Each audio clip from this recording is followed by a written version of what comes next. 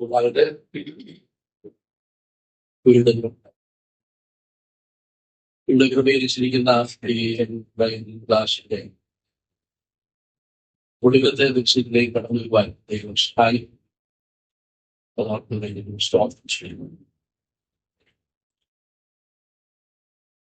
ഇന്നലെ കടന്നു വന്നവരെ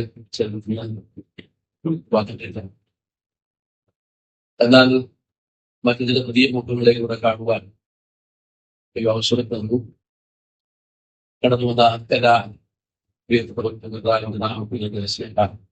വന്ദനം അറിയിക്കുകയാണ്. ദൈവവചന പഠനത്തിലേക്ക് പ്രവേശിക്കുകയാണ്. കഴിഞ്ഞ 2 ക്ലാസ്സുകളിലായിട്ട് കർത്താവായ യേശു ക്രിസ്തുവിന്റെ പുനരാഗമനത്തിന്റെ ഉറപ്പ് എന്ന വിഷയം നമ്മൾ വിശദീകരിക്കുന്നു.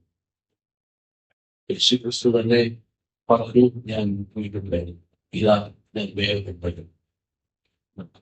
നമുക്ക് വേണ്ടി ഒരു ഭവനം ഒരുക്കുവാനും പോയിരിക്കുമ്പോൾ ആ ഭവനത്തിൽ നമ്മെ ചേർക്കേണ്ടതിന് കർത്താവ് മടങ്ങി വന്ന് നമ്മെ തന്റെ സൗന്ദര്യത്തിലേക്ക് ചേർക്കും എന്ന ഉറപ്പ് നമ്മൾ പ്രതീക്ഷിക്കുന്നു. യേശു ക്രിസ്തുവിനെ കൂടാതെ അപ്പോസ്തലന്മാരെല്ലാവരും ക്രിസ്തുവിന്റെ പുനരാഗമനത്തെ സംബന്ധിച്ച് പറഞ്ഞിട്ടുണ്ട്. യേശു കർത്താവ് ഉയർന്നതിലേക്ക് സ്വർഗ്ഗാരോഹണം ചെയ്യുമ്പോൾ ആകാശത്തിലേക്ക് നോക്കി നിൽക്കുന്ന ശിഷ്യന്മാരെ നോക്കിക്കൊണ്ട് ദൂതൻ പറഞ്ഞ വാക്കുകളും പുരുഷന്മാരെ നിങ്ങൾ ആകാശത്തിലേക്ക് നോക്കി നിൽക്കുന്നുണ്ട്. സ്വർഗ്ഗാരോഹണം ചെയ്ത ഈ യേശു സ്വർഗത്തിലേക്ക് പോകുന്നവരായി നിങ്ങൾ കണ്ടതുപോലെ തന്നെ അവൻ വീണ്ടും യോഹന്നാന്റെ ലേഖനത്തിൽ നിന്നും നാം ഒരു വാക്യം 14 വാക്യങ്ങളിൽ 6 മുതൽ 7 ആരോഗ്യത്തിന്റെ പ്രവചനം എന്ന് പറയുന്നു. ഇതാ കർത്താവ് തന്റെ സകല വിശുദ്ധന്മാരുമായി വരുന്നു എന്ന് യേശു ക്രിസ്തുവിന്റെ മഹത്വം പ്രത്യക്ഷതയെക്കുറിച്ച് വിളിക്കുന്നു. അതുകൂടാതെ പത്രമേശയുടെ സാക്ഷി ഞാൻ വരുവോളം എന്റെ ഓർമ്മയ്ക്കായി ചെയ്യും. ഞാൻ കഴിഞ്ഞ ദിവസങ്ങളിൽ പറഞ്ഞത് ഒന്നുകൂടി ആവർത്തിച്ച് പറയുന്നത്, ഈ ക്ലാസ്സിൽ ശ്രദ്ധിച്ചാൽ നിങ്ങളുടെ എല്ലാവരുടെയും മനസ്സിൽ നിന്ന് ഈ വോയിസ് വായിക്കുകാരണം എടുക്കണം. യേശു ക്രിസ്തുവിന്റെ പുനരാഗമനത്തെ സംബന്ധിച്ചുള്ള ഉറപ്പും പ്രത്യാശയും നമ്മുടെ ഹൃദയങ്ങളിൽ തങ്ങി നിൽക്കണം എന്നുള്ളത് കൊണ്ട് ഞാൻ ഒന്നുകൂടി ആവർത്തിച്ച് പറഞ്ഞു തീരുമാനത്തിലുള്ളത് മാത്രമല്ല, ആദ്യം ടെൻഷൻ വരാതിരുന്നവർക്ക് അത് ആ ക്ലാസ്സിന്റെ തുടക്കം പോന്ന് മനസ്സിലാക്കിയിരിക്കുന്നത് മാത്രം ഓർമ്മിക്കുന്നത്. കഴിഞ്ഞ ദിവസം നാം യേശു ക്രിസ്തുവിന്റെ പുനരാഗമനത്തിന്റെ ലക്ഷണങ്ങൾ എന്നുള്ളതിൽ 5 വിധത്തിലുള്ള ലക്ഷണങ്ങളെ കാണിച്ചു. അതിനാധാരമായി നാം തിരഞ്ഞെടുത്ത വാക്യങ്ങൾ, വേദഭാഗങ്ങൾ മത്തായിയുടെ സുവിശേഷം 24-ാം അധ്യായം, മർക്കോസിന്റെ സുവിശേഷം 13-ാം അധ്യായം, ലൂക്കോസിന്റെ സുവിശേഷം 21-ാം. ഈ 3 അധ്യായങ്ങളിലൂടെ യേശു ക്രിസ്തുവിന്റെ പുനരാഗമനത്തിന്റെ ലക്ഷണങ്ങൾ നമുക്ക് വായിക്കാൻ അതിൽ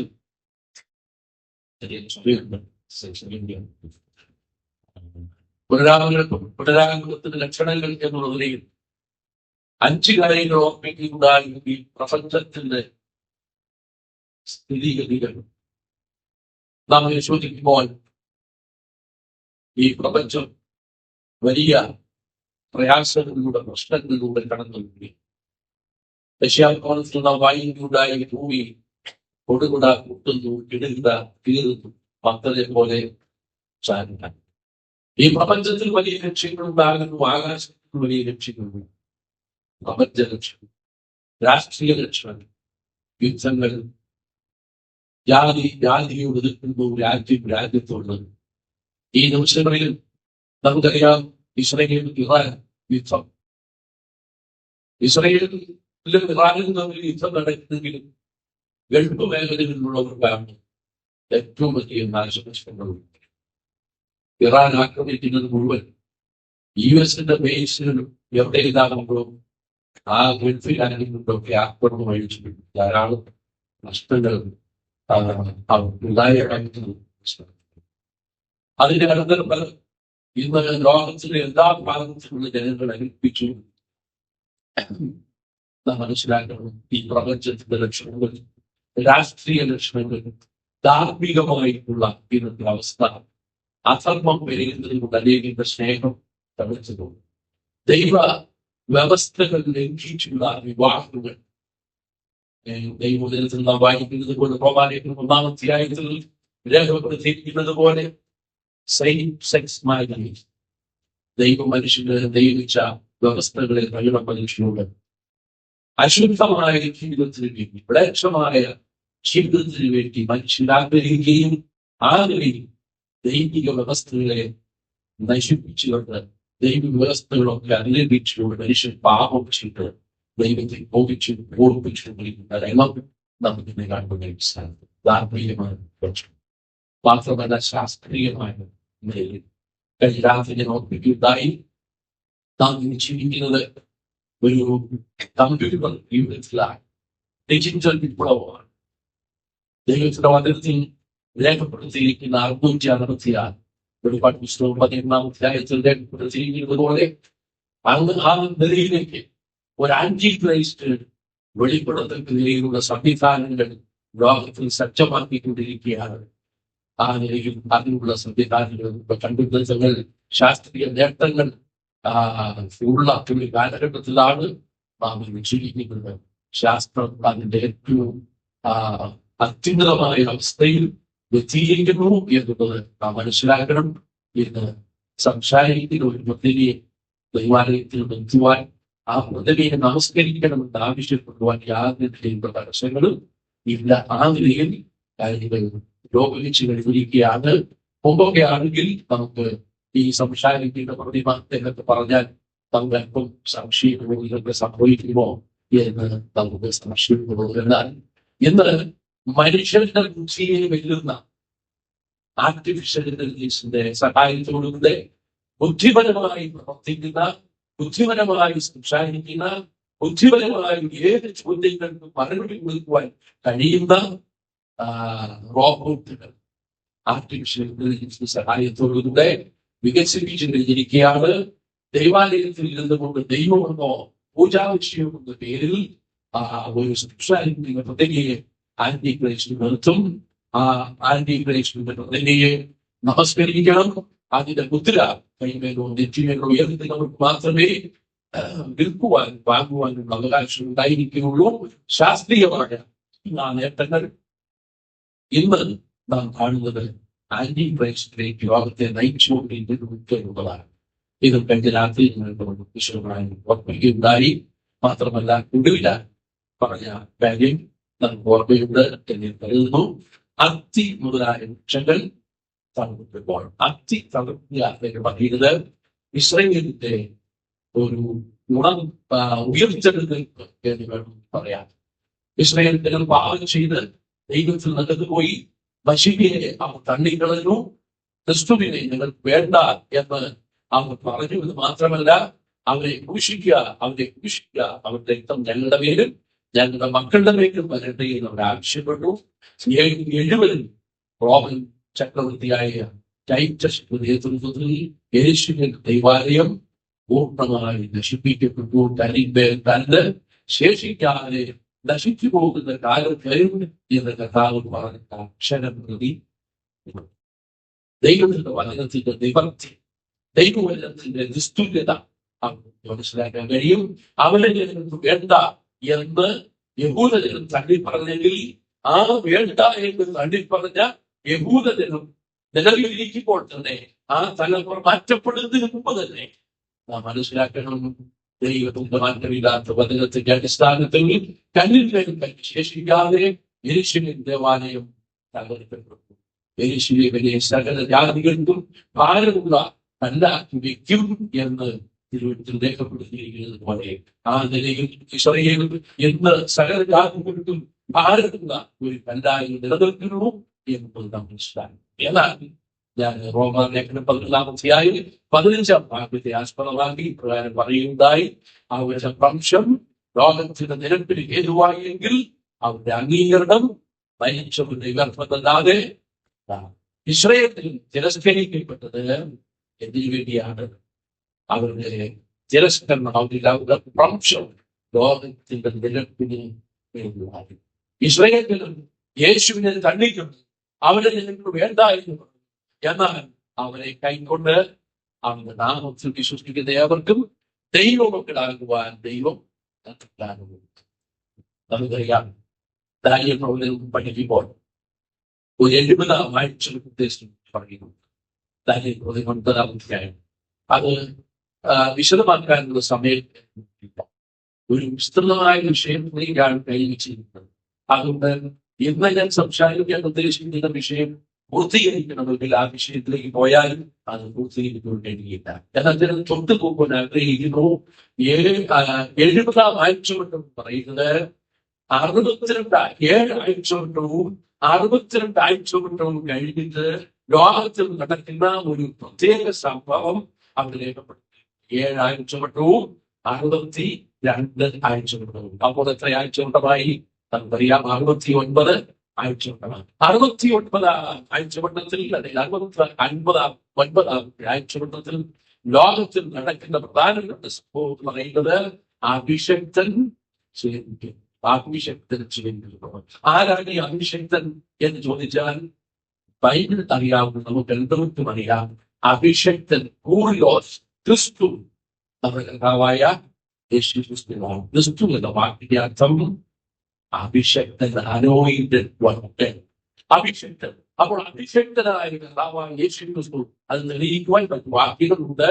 യശയ്യാ 41-ാം അധ്യായം പരിശോധിച്ച് നോക്കിയാൽ അവിടെ നമുക്ക് കാണാൻ കഴിയുന്നു. എളിയവരെ കൊണ്ട് സത്സംഗമാണ് ഘോഷിപ്പാൻ യഹോവയായ കർത്താവ് എന്നെ അഭിഷേകം ചെയ്തിരിക്കാൻ അവന്റെ ആത്മാവ് എന്റെ മേൽ ഉണ്ട്. അപ്പോൾ അഭിഷക്തൻ ആരാണ്? കർത്താവായ യേശു ക്രിസ്തുവാണ്. ഈ വാക്യം ഉച്ചരിച്ചുകൊണ്ടാണ് യേശു ക്രിസ്തു തന്റെ പരസ്യ ശുശ്രൂഷ ആരംഭിക്കുന്നത്. വിശേഷം 4-ാം അധ്യായം ഭാഗം വായിച്ചാൽ നമുക്ക് മനസ്സിലാക്കാൻ കഴിയും. യശയ്യാ 61-ാം അധ്യായത്തിലെ ഈ ഭാഗം ഉച്ചരിച്ചുകൊണ്ട് കർത്താവായ യേശു ക്രിസ്തു നമ്മുടെ ദൈവത്തിന്റെ പ്രസാദവർഷം പ്രസംഗിപ്പാനും എന്നുള്ള ഭാഗം തിരുവഴുത്തി വായിച്ചിട്ട് പുസ്തകം മടക്കി ശുശ്രൂഷക്കാരനെ ഏൽപ്പിച്ചു. ദൈവത്തിന്റെ പ്രസാദവർഷം പ്രസംഗിപ്പാൻ. എന്നാൽ യശയ്യാപ്രവചനത്തിൽ അതുകൊണ്ട് അവസാനിക്കുന്നില്ല. ദൈവത്തിന്റെ പ്രസാദവർഷവും പ്രതികാരവും പ്രസംഗിപ്പാൻ യഹോവയായ കർത്താവിനെ അഭിഷേകം ചെയ്തിരിക്കുന്നു എന്നാണ് യെശയ്യാ 60-ൽ പറയുന്നതെങ്കിലും കർത്താവ് തന്നെ പരസ്യം കൊടുക്കാൻ വേണ്ടി ഈ കാര്യത്തിൽ ഒരു ഭാഗം വിട്ടുകളഞ്ഞു. അത് മനഃപൂർവ്വം തന്നെ വിട്ടുകളഞ്ഞതാണ്. കർത്താവ് മറന്നുപോയതല്ല. അത് പറയാനായിട്ട് യേശു കർത്താവിന് അറിയാം താൻ ഒന്നാമത് വന്നിരിക്കുന്നത് എന്തിനു വേണ്ടിയാ? പ്രസാദവർഷം പ്രസംഗിപ്പാനാണ്. ഇപ്പോഴാണ് രക്ഷാദിവസം, ഇപ്പോഴാണ് സുപ്രസാദകാലം. ഈ രക്ഷാദിവസത്തിൽ, ഈ സുപ്രസാദകാലത്തിൽ വിശ്വാസത്താൽ രക്ഷിക്കപ്പെടുവാൻ, രക്ഷിക്കപ്പെടുവാനുള്ള കൃപ കാലങ്ങളാണ്. പരിശുദ്ധാത്മാവ് പാപത്തെക്കുറിച്ചും നീതിയെക്കുറിച്ചും ന്യായവിധിയെക്കുറിച്ചും ലോകത്തിന് ബോധ്യം വരുത്തുകയും, അഥവാ പാപികൾക്ക് ബോധ്യം വരുത്തുകയും, പാപികൾ പാപത്തെക്കുറിച്ച് അനുഭവിച്ച് വിശ്വാസത്താൽ യേശുവിനെ രക്ഷകനും കർത്താവുമായി സ്വീകരിക്കുകയും അങ്ങനെ രക്ഷിക്കപ്പെട്ട് ദൈവമക്കളായി തീരുകയും ചെയ്യും. ദൈവത്തിന്റെ പ്രസാദവർഷം, ആ പ്രസാദവർഷം പ്രസംഗിപ്പാൻ വേണ്ടിയാണ് യേശു കർത്താവ് ഒന്നാമത് ഈ ഭൂമിയിലേക്ക് വന്നത്. അതുകൊണ്ട് തന്നെ ഒന്നാമത്തെ വരവിൽ പ്രസാദവർഷം പ്രസംഗിപ്പാനും എന്നുള്ള ഭാഗം മാത്രം വായിച്ച് അവസാനിപ്പിച്ചു ശുശ്രൂഷകന്റെ പുസ്തകം മടങ്ങി. എന്നാൽ ഈ കർത്താവായ യേശു ക്രിസ്തു എന്തുകൊണ്ട് പറഞ്ഞിട്ടുണ്ട്? ഞാൻ പറഞ്ഞു, വാക്കുകൾ പറയുന്നതായി യേശു കർത്താവ് മടങ്ങി വരും. എന്തിനാണ് യേശു ക്രിസ്തു മടങ്ങി വരുന്നത്? യേശു ക്രിസ്തുവിന്റെ പുനരാഗമനം, ആ പുനരാഗമന വിധം, പുനരാഗമന സമയം, പുനരാഗമനത്തോടനുബന്ധിച്ച് നടക്കുന്ന സംഭവങ്ങൾ, പുനരാഗമന ശേഷം നടക്കുന്ന അനന്തര സംഭവങ്ങൾ, ഈ വിഷയങ്ങളൊക്കെ വിസ്തൃതമായി തിരുവഴുത്തുകളെ വ്യക്തമായി നമ്മെ പഠിപ്പിക്കുന്നുണ്ട്. പക്ഷേ നമ്മുടെ സമയം പരിമിതമാണ്. അതുകൊണ്ട് വളരെ വേഗത്തിൽ പുനരാഗമന അനുബന്ധ സംഭവങ്ങൾ, പുനരാഗമനത്തോടനുബന്ധിച്ച് നടക്കുന്ന സംഭവങ്ങൾ, ആ പുനരാഗമന സമയം, ഈ കാര്യങ്ങൾ നമുക്ക് സമയം പറയുമ്പോൾ അതിനെ സംബന്ധിച്ച് ചില പ്രത്യേക തീയതികളൊക്കെ നമുക്ക് പഠിക്കാനുണ്ട്. അതൊക്കെ തൊട്ടു നോക്കുവാൻ മാത്രമാണ് ഞാൻ ആഗ്രഹിക്കുന്നത്. എന്നാൽ യേശു ക്രിസ്തുവിന്റെ മടങ്ങിവരവിനോട് ബന്ധത്തിൽ പുനരാഗമനത്തിന് ശേഷം നടക്കുന്ന സംഭവങ്ങൾ നാം പഠിക്കണമെങ്കിൽ വെളിപ്പാട് പുസ്തകം പഠിച്ചേ മതിയാകുള്ളൂ. വെളിപ്പാട് പുസ്തകത്തിൽ പറഞ്ഞിരിക്കുന്ന കാര്യങ്ങൾ എല്ലാം വിശദീകരിക്കുവാൻ സമയം പോരാ. അതിന് ഞാൻ ഈ പുസ്തകം ഇവിടെ കൊണ്ടുവന്നിട്ടുണ്ട്. ഇന്നലെ വിദ്വാൻ പറഞ്ഞു വാങ്ങിക്കൊണ്ട് പോയി ഇല്ലാത്തവർക്ക് ഇന്ന് ഇവിടെ പുസ്തകം കൊണ്ടുവന്നിട്ടുമ്പോൾ അതിൽ ഈ കാര്യങ്ങളൊക്കെ അല്പം വിശദമായി രേഖപ്പെടുത്തിയിട്ടുണ്ട്. ആ കാര്യം ഞാൻ സമർപ്പിച്ചു എന്ന് മാത്രമേ ഉള്ളൂ. അപ്പോൾ ഇന്ന് ഞാൻ പറയുവാനായിട്ട് ആഗ്രഹിക്കുന്നത് ഉൾപ്രാവണം എന്ന വിഷയത്തോടുള്ള ബന്ധത്തിലാണ്, റാപ്ചർ എന്നുള്ള വിഷയത്തോടുള്ള ബന്ധത്തിലാണ്. നമുക്കറിയാം റാപ്ചർ എന്നുള്ള പദം ബൈബിളിൽ ഇല്ല. ബൈബിളിൽ ഇല്ല. റാപ്ചർ എന്നുള്ള പദം ബൈബിളിൽ ഇല്ല. എന്നാൽ റാപ്ചർ എന്നുള്ള ആശയം അഥവാ ഉൾപ്രാവണം എന്നുള്ള ആശയം ബൈബിളിൽ ഉണ്ട്. അതിനാധാരമായി ചില വാക്യങ്ങൾ നമുക്ക് വായിക്കാനായിട്ട് കഴിയും. പ്രധാനമായിട്ട് 3-4 വാക്യങ്ങൾ അതോടുള്ള ബന്ധത്തിൽ നമുക്ക് കാണുവാനായിട്ട് സാധിക്കുന്നുണ്ട്. നമുക്കതിൽ ഒരു വാക്യം വായിച്ച് മുമ്പോട്ട് പോകാം. കഴിഞ്ഞ ദിവസം 1-2 വാക്യങ്ങൾ നമുക്ക് വായിച്ച് മുമ്പോട്ട് പോകാം. അത് നമുക്ക് കഴിഞ്ഞ ദിവസം വായിച്ച വാക്യങ്ങൾ തന്നെയാണെങ്കിൽ പോലും നമുക്ക് ഒന്നുകൂടെ ഒന്ന് ആവർത്തിച്ച് വായിക്കാം. യോഹന്നാന്റെ സുവിശേഷം 14-ാം അധ്യായം 1 മുതൽ 3 വരെയുള്ള വാക്യങ്ങൾ ഒരാൾക്ക് വായിക്കാം. അതേ തുടർന്ന് ഫിലിപ്പി ലേഖനം 3-ാം അധ്യായം 20-21 വാക്യങ്ങൾ നമുക്ക് വായിക്കാം. ഫിലിപ്പി ലേഖനം 3-ാം അധ്യായം 20-21 വാക്യങ്ങൾ. യോഹന്നാന്റെ സുവിശേഷം 14-ാം അധ്യായം 1 മുതൽ 3 വരെയുള്ള വാക്യങ്ങൾ. ദൈവത്തിൽ വിശ്വസിക്കുകയും വിശ്വസിക്കുകയും എന്റെ പിതാവിന്റെ പ്രവർത്തനേകം വാസപ്പെടുന്നത് ഇല്ലെങ്കിൽ ഞാൻ നിന്ന് കൊലപറയുമായിരുന്നു. ഞാൻ നിങ്ങൾക്ക് പ്രവർത്തിക്കുവാൻ പോകുന്നു. ഞാൻ പോയി എന്നോട് പ്രവചിക്കാൻ ഞാൻ ഇരിക്കുമായിരുന്നത് നിങ്ങളും ഇരിക്കുന്നത് പിന്നെ വന്ന് നിങ്ങളെ അടുക്കൽ പോകും. 3-ാം അധ്യായം 20-21 വാക്യങ്ങൾ.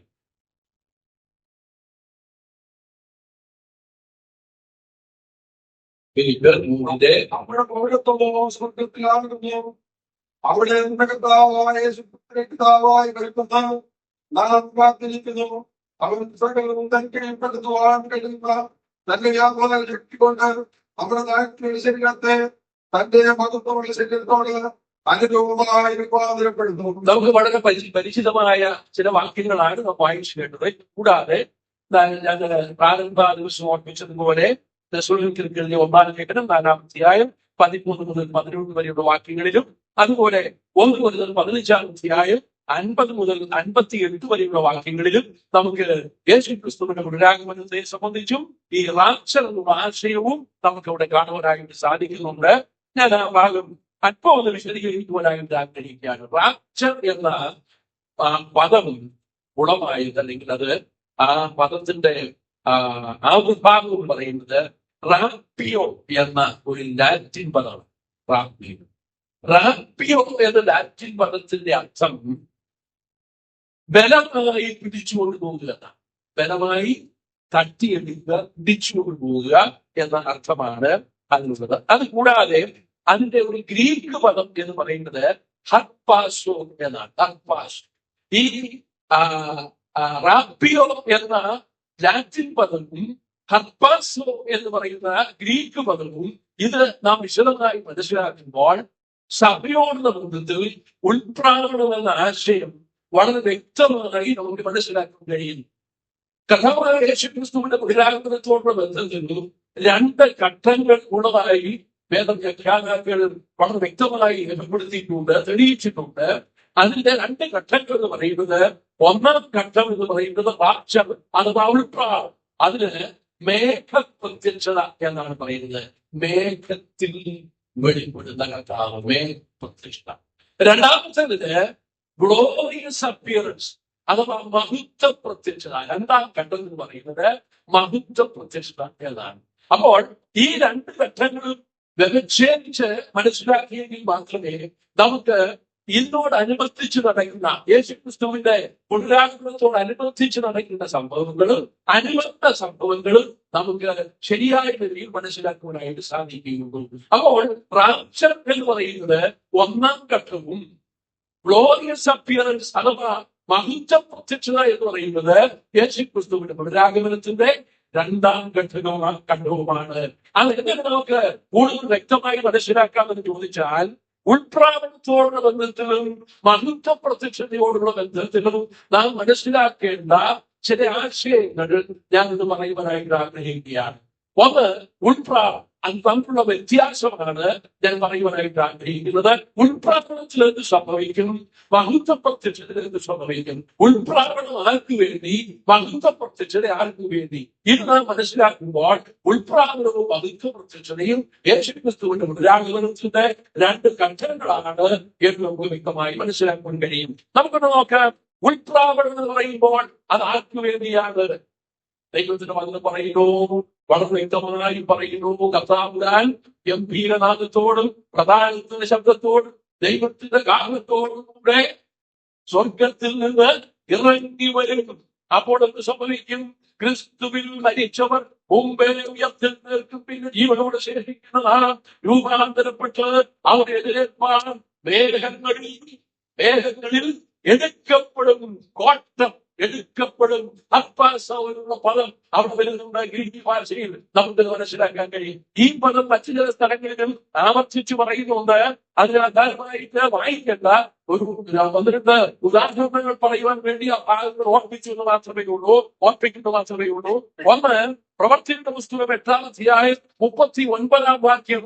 ആ 8-ാം അധ്യായത്തിലെ വിഷയം നമുക്കറിയാം. അവിടെ ഒരു ഷണ്ഡൻ, എത്യോപ്യ രാജ്ഞിയിലെ ഭണ്ഡാരവികാരനായ ഷണ്ഡൻ എന്ത് ചെയ്യുകയാണ്? പുസ്തകം വായിച്ചുകൊണ്ടിരിക്കുന്നു. അത് പ്രവാചകൻ ഫിലിപ്പോസ് എന്ന സുവിശേഷകൻ തേരിനോട് ചേർന്നിടുന്നു, തേരിൽ കയറിയിരുന്നു, അവിടുന്ന് വ്യാഖ്യാനിച്ചു കൊടുക്കുന്നു. യേശുക്രിസ്തുവിനെ കുറിച്ചുള്ളതായ സുവിശേഷം ആ യെശയ്യാ 53-ാം അധ്യായത്തിലെ വാക്കുകളെ ആസ്പദമാക്കി ഫിലിപ്പോസ് തെളിയിച്ചു കൊടുക്കുന്നു. ഷണ്ഡൻ വിശ്വസിക്കുന്നു. ഷണ്ഡൻ രക്ഷിക്കപ്പെട്ട വ്യക്തി എന്നുള്ളതിൽ വെള്ളമുള്ള സ്ഥലത്തുനിന്ന് കടന്നു പോകുമ്പോൾ ഇതാണ് വെള്ളം സ്നാനമേൽക്കുവാൻ എന്ന് തടസ്സമെന്ന് ചോദിക്കുന്നു. അവർ ഇരുവരും തേരിൽ ഇറങ്ങുന്നു, ഇരുവരും വെള്ളത്തിനിറങ്ങുന്നു. ഫിലിപ്പോസ് ഷണ്ഡനെ എന്ത് ചെയ്യുന്നു? സ്നാനപ്പെടുത്തുന്നു.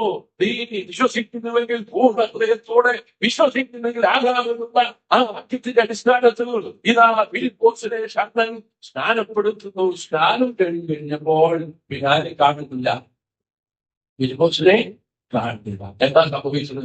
ഫിലിപ്പോസിനെ ആത്മാവ് എടുത്തു കൊണ്ടുപോയി. അപ്പാസോ ഫിലിപ്പോസിനെ എന്ത് ചെയ്തു കൊണ്ടുപോയി? എടുത്തു കൊണ്ടുപോയി. മറ്റൊരു ഭാഗത്ത് നമുക്ക് കാണാൻ കഴിയുന്നത് 2 കൊരിന്ത്യർ 12-ാം അധ്യായം അതിന്റെ 2 മുതൽ 4 വരെയുള്ള ഭാഗങ്ങളിലാണ്.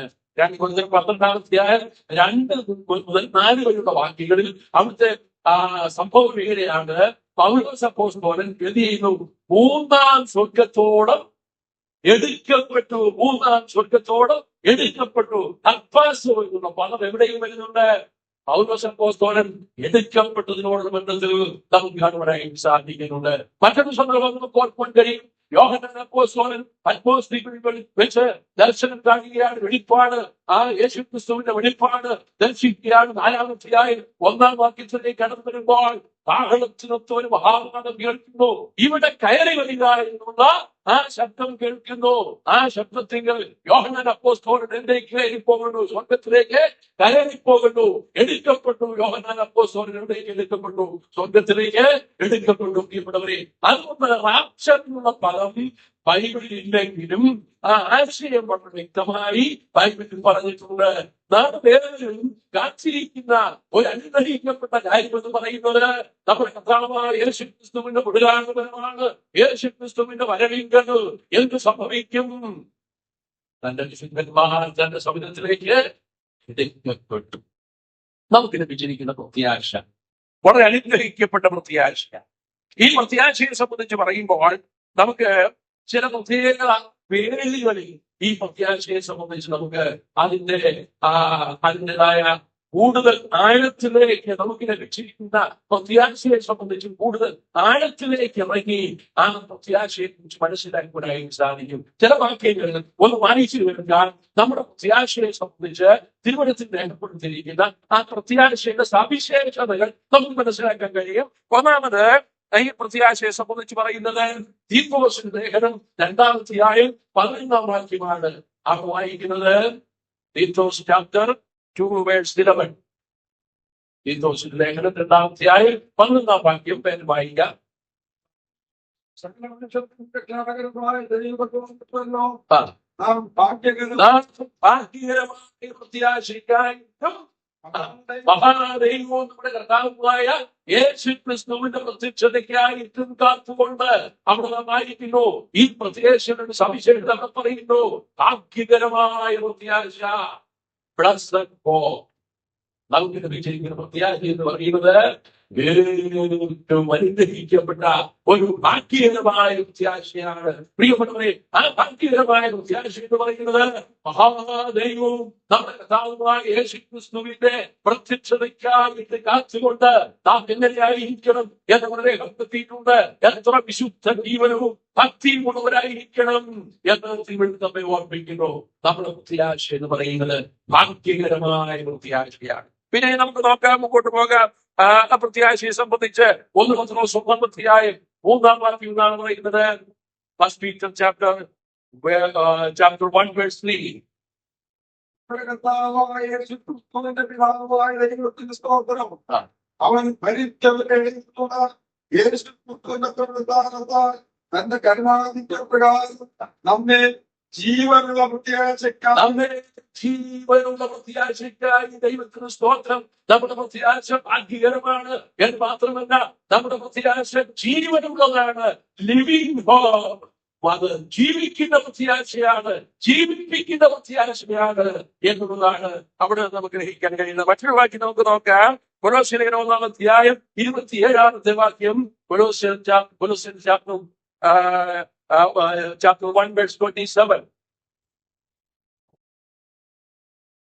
അവരോട് ജാതികളുടെ ഇടയിൽ ഈ മർമ്മത്തിന്റെ മഹിമാതനം എന്തെന്ന് അറിയിപ്പാൻ ദൈവത്തിന് ഇഷ്ടമായി. ആ മർമ്മം മഹത്വത്തിന്റെ പ്രത്യാശയായ ക്രിസ്തു നിങ്ങളിൽ ഇരിക്കുന്നു. അപ്പോൾ ഇവിടെ നിന്ന് നമുക്ക് ഗ്രഹിക്കുവാൻ കഴിയുന്നത് ഈ പ്രത്യാശ എന്ന് പറയുന്നത് മഹത്വത്തിന്റെ പ്രത്യാശയാണ്. മഹത്വത്തിന്റെ പ്രത്യാശയായ ക്രിസ്തു നമ്മളിൽ വസിക്കുന്നത് കൊണ്ട് ഇത് ഗ്ലോറിയസ് ഓഫ് നമുക്ക് ലഭിച്ചിരിക്കുന്ന പ്രത്യാശയുടെ ശ്രേഷ്ഠതയാണ് അവിടെ വ്യക്തമാക്കുന്നത്. മറ്റൊരു പ്രത്യാശയെ സംബന്ധിച്ച് അല്ലെങ്കിൽ പ്രത്യാശയുടെ വിശേഷണം യോഹന്നാന്റെ 1-ാം ലേഖനം 3-ാം അധ്യായം 23-ാം വാക്യത്തിൽ വായിക്കുന്നുണ്ട്. നമ്മുടെ പ്രത്യാശ എങ്ങനെയുള്ളതാണ്? 1 യോഹന്നാൻ 3:23. അവന്റെ കൽപ്പനയോ അവൻ വിശ്വസിക്കുകയും അവൻ നമുക്ക് കൽപ്പന പോലെ 1 യോഹന്നാൻ 3:23. ആണോ? 3:23. അതിന് അവനെ നാം ഇരിക്കുന്നത് പോലെ തന്നെ കാണുക. അതുകൊണ്ട് 3:3 അവനിൽ ഈ പ്രത്യാശയുള്ളത് എല്ലാം അവൻ നിർമ്മലനായിരിക്കുന്നത് പോലെ തന്നെ തന്നെ നിർമ്മലീകരിക്കുന്നു. അവനിൽ ഈ പ്രത്യാശയുള്ളവരെല്ലാം അവൻ നിർമ്മലനായിരിക്കുന്നത് പോലെ തന്നെ നിർമ്മലീകരിക്കുന്നു എന്ന് പറഞ്ഞാൽ ഈ പ്രത്യാശ നമ്മെ വിശുദ്ധീകരിക്കുന്ന പ്രത്യാശയാണ്. പ്യൂരിഫൈഡ് ഹോപ്പ് എന്ന് വേണമെങ്കിൽ പറയാം. വിശുദ്ധീകരിക്കുന്ന പ്രത്യാശ. നമുക്ക് ഈ പ്രത്യാശ ലഭിച്ചിരിക്കുന്നത് കൊണ്ട് നാം നമ്മെ തന്നെ എന്ത് ചെയ്യുന്നു? വിശുദ്ധീകരിക്കുന്നു. വിശുദ്ധീകരിക്കുന്ന അനുഭവത്തോടു കൂടെ നമ്മെ തന്നെ ഓരോ ദിവസവും ദൈവസന്നിധിയിൽ പരിശോധിച്ച് നമ്മുടെ കർത്താവിന്റെ വരവിന് വേണ്ടി പ്രത്യാശയോടെ പ്രതീക്ഷയോടെ കാത്തിരിക്കുന്ന ദൈവമക്കൾ ഓരോരുത്തരും വിശുദ്ധ ജീവിതം നയിച്ചുകൊണ്ടാണ് കർത്താവിന്റെ വരവിന് വേണ്ടി കാത്തിരിക്കുന്നത്. ഇത് നമ്മെ ശുദ്ധീകരിക്കുന്ന പ്രത്യാശയാണ്. മറ്റൊരു ഭാഗം പഴയ നിയമത്തിൽ സങ്കീർത്തനത്തിൽ നിന്നാണ് പുതിയ നിയമത്തിലും ആശയം നമുക്ക് കാണുവാനായിട്ട് സാധിക്കും. 1 പത്രോസ് 1-ാം അധ്യായം 4-ാം വാക്യത്തിലുള്ള ആശയം നമുക്ക് ലഭിക്കുന്നുണ്ട്. അപ്പോൾ തന്നെ ആ പ്രത്യേക പദം നമ്മുടെ സങ്കീർത്തനം 9:8 നാം വായിക്കുന്നു. നമ്മുടെ പ്രത്യാശയെ സംബന്ധിച്ച് അവിടെ രേഖപ്പെടുത്തിയിരിക്കുന്നത് സങ്കീർത്തനം 9:8. ആകാശത്തിലെ പക്ഷികളെയും സമുദ്രത്തിലെ മത്സ്യങ്ങളെയും സമുദ്രം സങ്കീർത്തനം 9:8.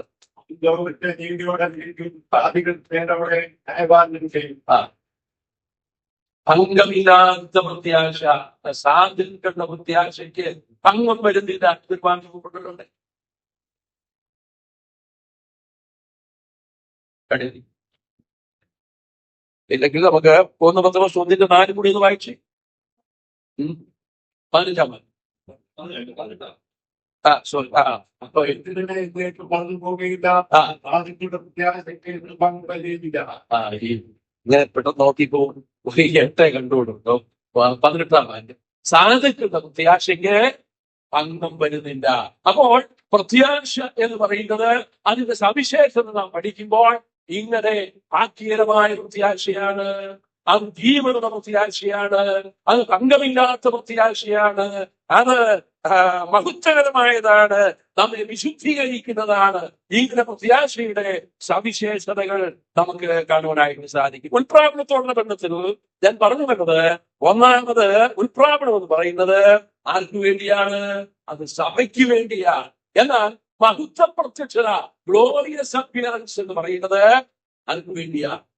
സഭയ്ക്ക് വേണ്ടിയല്ല, ഇസ്രായേലിന് വേണ്ടിയാണ്. അതാണ് വ്യത്യാസം. അപ്പോൾ സഭയോടുള്ള ബന്ധത്തിൽ റാപ്ചർ എന്നുള്ള പദം ഏറ്റവും യോജ്യമായിരിക്കുമ്പോൾ ഇസ്രായേലിനോടുള്ള ബന്ധത്തിൽ ഗ്ലോറിയസ് അപ്പിയറൻസ് എന്ന് പറഞ്ഞാൽ മഹത്വ പ്രത്യക്ഷത അത് സംഭവിക്കും. തുടർന്ന് ഈ ഉൽപ്രാപണവും മഹത്വ പ്രത്യക്ഷതയും തമ്മിലുള്ള വ്യത്യാസം നാം ചിന്തിക്കുമ്പോൾ, ഉൽപ്രാപണം എന്ന് പറയുന്നത് ആര് മാത്രമേ അറിയത്തുള്ളൂ?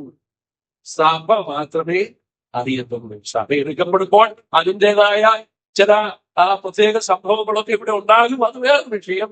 എന്നാൽ കർത്താവിന്റെ രക്ഷകനും കർത്താവുമായി സ്വീകരിച്ച ദൈവമക്കൾ മാത്രമേ ഉൽപ്രാപണത്തിൽ എന്ത് ചെയ്യുന്നുള്ളൂ? എടുക്കപ്പെടത്തുള്ളൂ. ഉൽപ്രാപണം സഭയ്ക്ക് വേണ്ടിയുള്ളതാണ്, അത് രഹസ്യമായിട്ടുള്ള സംഭവമാണ്. കർത്താവ് പറഞ്ഞു, ഞാൻ എന്ത് ചെയ്യും? കള്ളനെ പോലെ വരും. കള്ളൻ വരുന്നത് മുന്നറിയിപ്പ് കൊടുത്തിട്ടാണ് വരുന്നത്. കള്ളൻ വരുന്ന അപ്രതീക്ഷിതമായ സമയത്താണ്. എന്തിനാണ് കള്ളൻ ഇങ്ങനെ അപ്രതീക്ഷിതമായിട്ട് വരുന്നത്? ഏറ്റവും വില കുറഞ്ഞ സാധനങ്ങൾ എടുക്കുവാൻ വേണ്ടിയല്ല, പിന്നെയോ ഏറ്റവും വിലപിടിപ്പുള്ളത് എടുക്കുവാൻ വേണ്ടിയാണ് കള്ളൻ വരുന്നത്. നമുക്കറിയാം, സഭയോടുള്ള ബന്ധത്തിൽ സഭ ദൈവത്തിന്റെ നിക്ഷേപമാണ്. സഭ ദൈവത്തിന്റെ നിക്ഷേപമാണ്. നമുക്കറിയാം, മത്തായിയുടെ സുവിശേഷം 13-ാം അധ്യായം 44-ാം വാക്യം ആ ഭാഗങ്ങളൊക്കെ പരിശോധിക്കുമ്പോൾ 13-ാം അധ്യായത്തിൽ കർത്താവ് ഉപമകളിലൂടെ ദൈവരാജ്യത്തെ സംബന്ധിച്ചുള്ള ചില കാര്യങ്ങൾ വെളിപ്പെടുത്തിയിട്ടുണ്ട്. അത് മനസ്സിലാക്കുമ്പോൾ അവർ ഉപമയായി പ്രസ്താവിക്കുന്നു. ഒരു മനുഷ്യൻ എന്ത് ചെയ്തു? വയലിൽ ഒളിച്ചു വെച്ച നിധി, ആ വയലിൽ ഒളിച്ചു വെച്ച നിധി ആ വയലിൽ നിന്ന് ഒളിച്ചു വെച്ചിരിക്കുന്നു മനസ്സിലാക്കി ഒരു മനുഷ്യൻ എന്ത് ചെയ്തു? തനിക്കുള്ളതെല്ലാം വിറ്റിട്ട് ഈ നിധിയുള്ള വയൽ വാങ്ങി കാഴ്ചക്കാർക്ക് അമ്പലത്തിൽ പോയി. എന്ത് പോഷനാണ് മനുഷ്യൻ! തനിക്കുള്ളതെല്ലാം വെച്ചിട്ട് എന്ത് ചെയ്ത് ആശയമുള്ള വയൽ വാങ്ങിച്ചിരിക്കുന്നു. ഇത് പോഷത്വമല്ലേ എന്ന് ലോകം പരിഹസിച്ച് കാണും. ഞാൻ പ്രിയപ്പെട്ടവരെ, നമ്മുടെ കർത്താവ് ചെയ്യുന്നവരാണ്. നമ്മുടെ കർത്താവ് ഈ ലോകത്തിൽ വയലിൽ ഒളിച്ചു, വയൽ എന്ന് പറയുന്നത് എന്താണെന്ന് ദൈവത്തിൽ തന്നെ അതിന് വ്യാഖ്യാനം കൊടുത്തിട്ടുണ്ട്. വയൽ ലോകമാണ്. ഈ ലോകത്തിൽ ഒളിച്ചു വെച്ചിരിക്കുന്ന നിക്ഷേപം നീതിയാണ് ദൈവത്തിന്റെ സഭ എന്ന് പറയുന്നത്. കർത്താവ് വരുന്നത് ഉൽപ്രാപണത്തിലൂടെ ഈ നിധിയെ തന്റെ അടുക്കലേക്ക് എടുത്തു കൊള്ളപ്പെടുവാൻ വേണ്ടിയാണ്. ഈ നിധിയെ, ഈ നിക്ഷേപത്തെ ശേഖരിക്കുവാൻ വേണ്ടിയാണ്. ദൈവമക്കളെ, നാം ദൈവത്തിന്റെ നിക്ഷേപമാണ്. ദൈവത്തിന്റെ നിക്ഷേപമാണ് ദൈവത്തിന്റെ സഭ എന്ന് പറയുന്നത്. ആ നിക്ഷേപമായ ദൈവത്തിന്റെ സഭയെ തന്റെ സമുദ്രത്തിലേക്ക് ചേർക്കുവാൻ യേശു ക്രിസ്തു ഇതാ മടങ്ങി വരുവാൻ പോകുന്നു. ഞാൻ കള്ളനെ പോലെ വരും. കർത്താവിന്റെ ഉൽപ്രാപണം എന്ന് പറയുന്നത് സഭ മാത്രം അറിയുന്ന ഒരു കാര്യമായിരിക്കും. ദൈവസഭ കർത്താവിനോടുകൂടെ ചേർക്കപ്പെടും. എന്നാൽ മഹത്വ പ്രത്യക്ഷതയോടുള്ള ബന്ധത്തിൽ അത് പരസ്യമായിട്ടുള്ളത് തന്നെയാണ്. ഏത് കണ്ണും അവനെ ബുദ്ധിയുള്ളവർ അവരെ നോക്കി. ആരാണിത്? ഈ ബുദ്ധികളാരാൻ നമുക്കറിയാം. നമ്മുടെ കർത്താവായ യേശു ക്രിസ്തു കാൽവറിയിൽ യാഗമായി തീരുമ്പോൾ യേശു ക്രിസ്തു തന്റെ പ്രാണനെ വെടിയിട്ടു.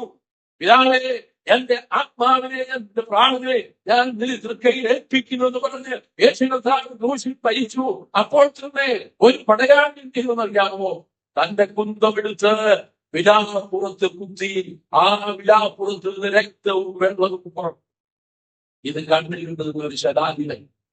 100 പട്ടാളക്കാർക്ക് അധിപനായ ഒരു ശതാധിപൻ ഇപ്രകാരം പറയുന്നു, ഈ മനുഷ്യൻ വാസ്തവമായും നീതിമാനായും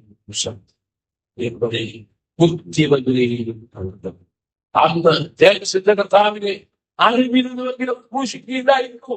തങ്ങളുടെ മശികയാണ് ഈ ഘോഷിൽ കിടക്കുന്നത് എന്ന് അവർ മനസ്സിലാക്കിയിരുന്നില്ല.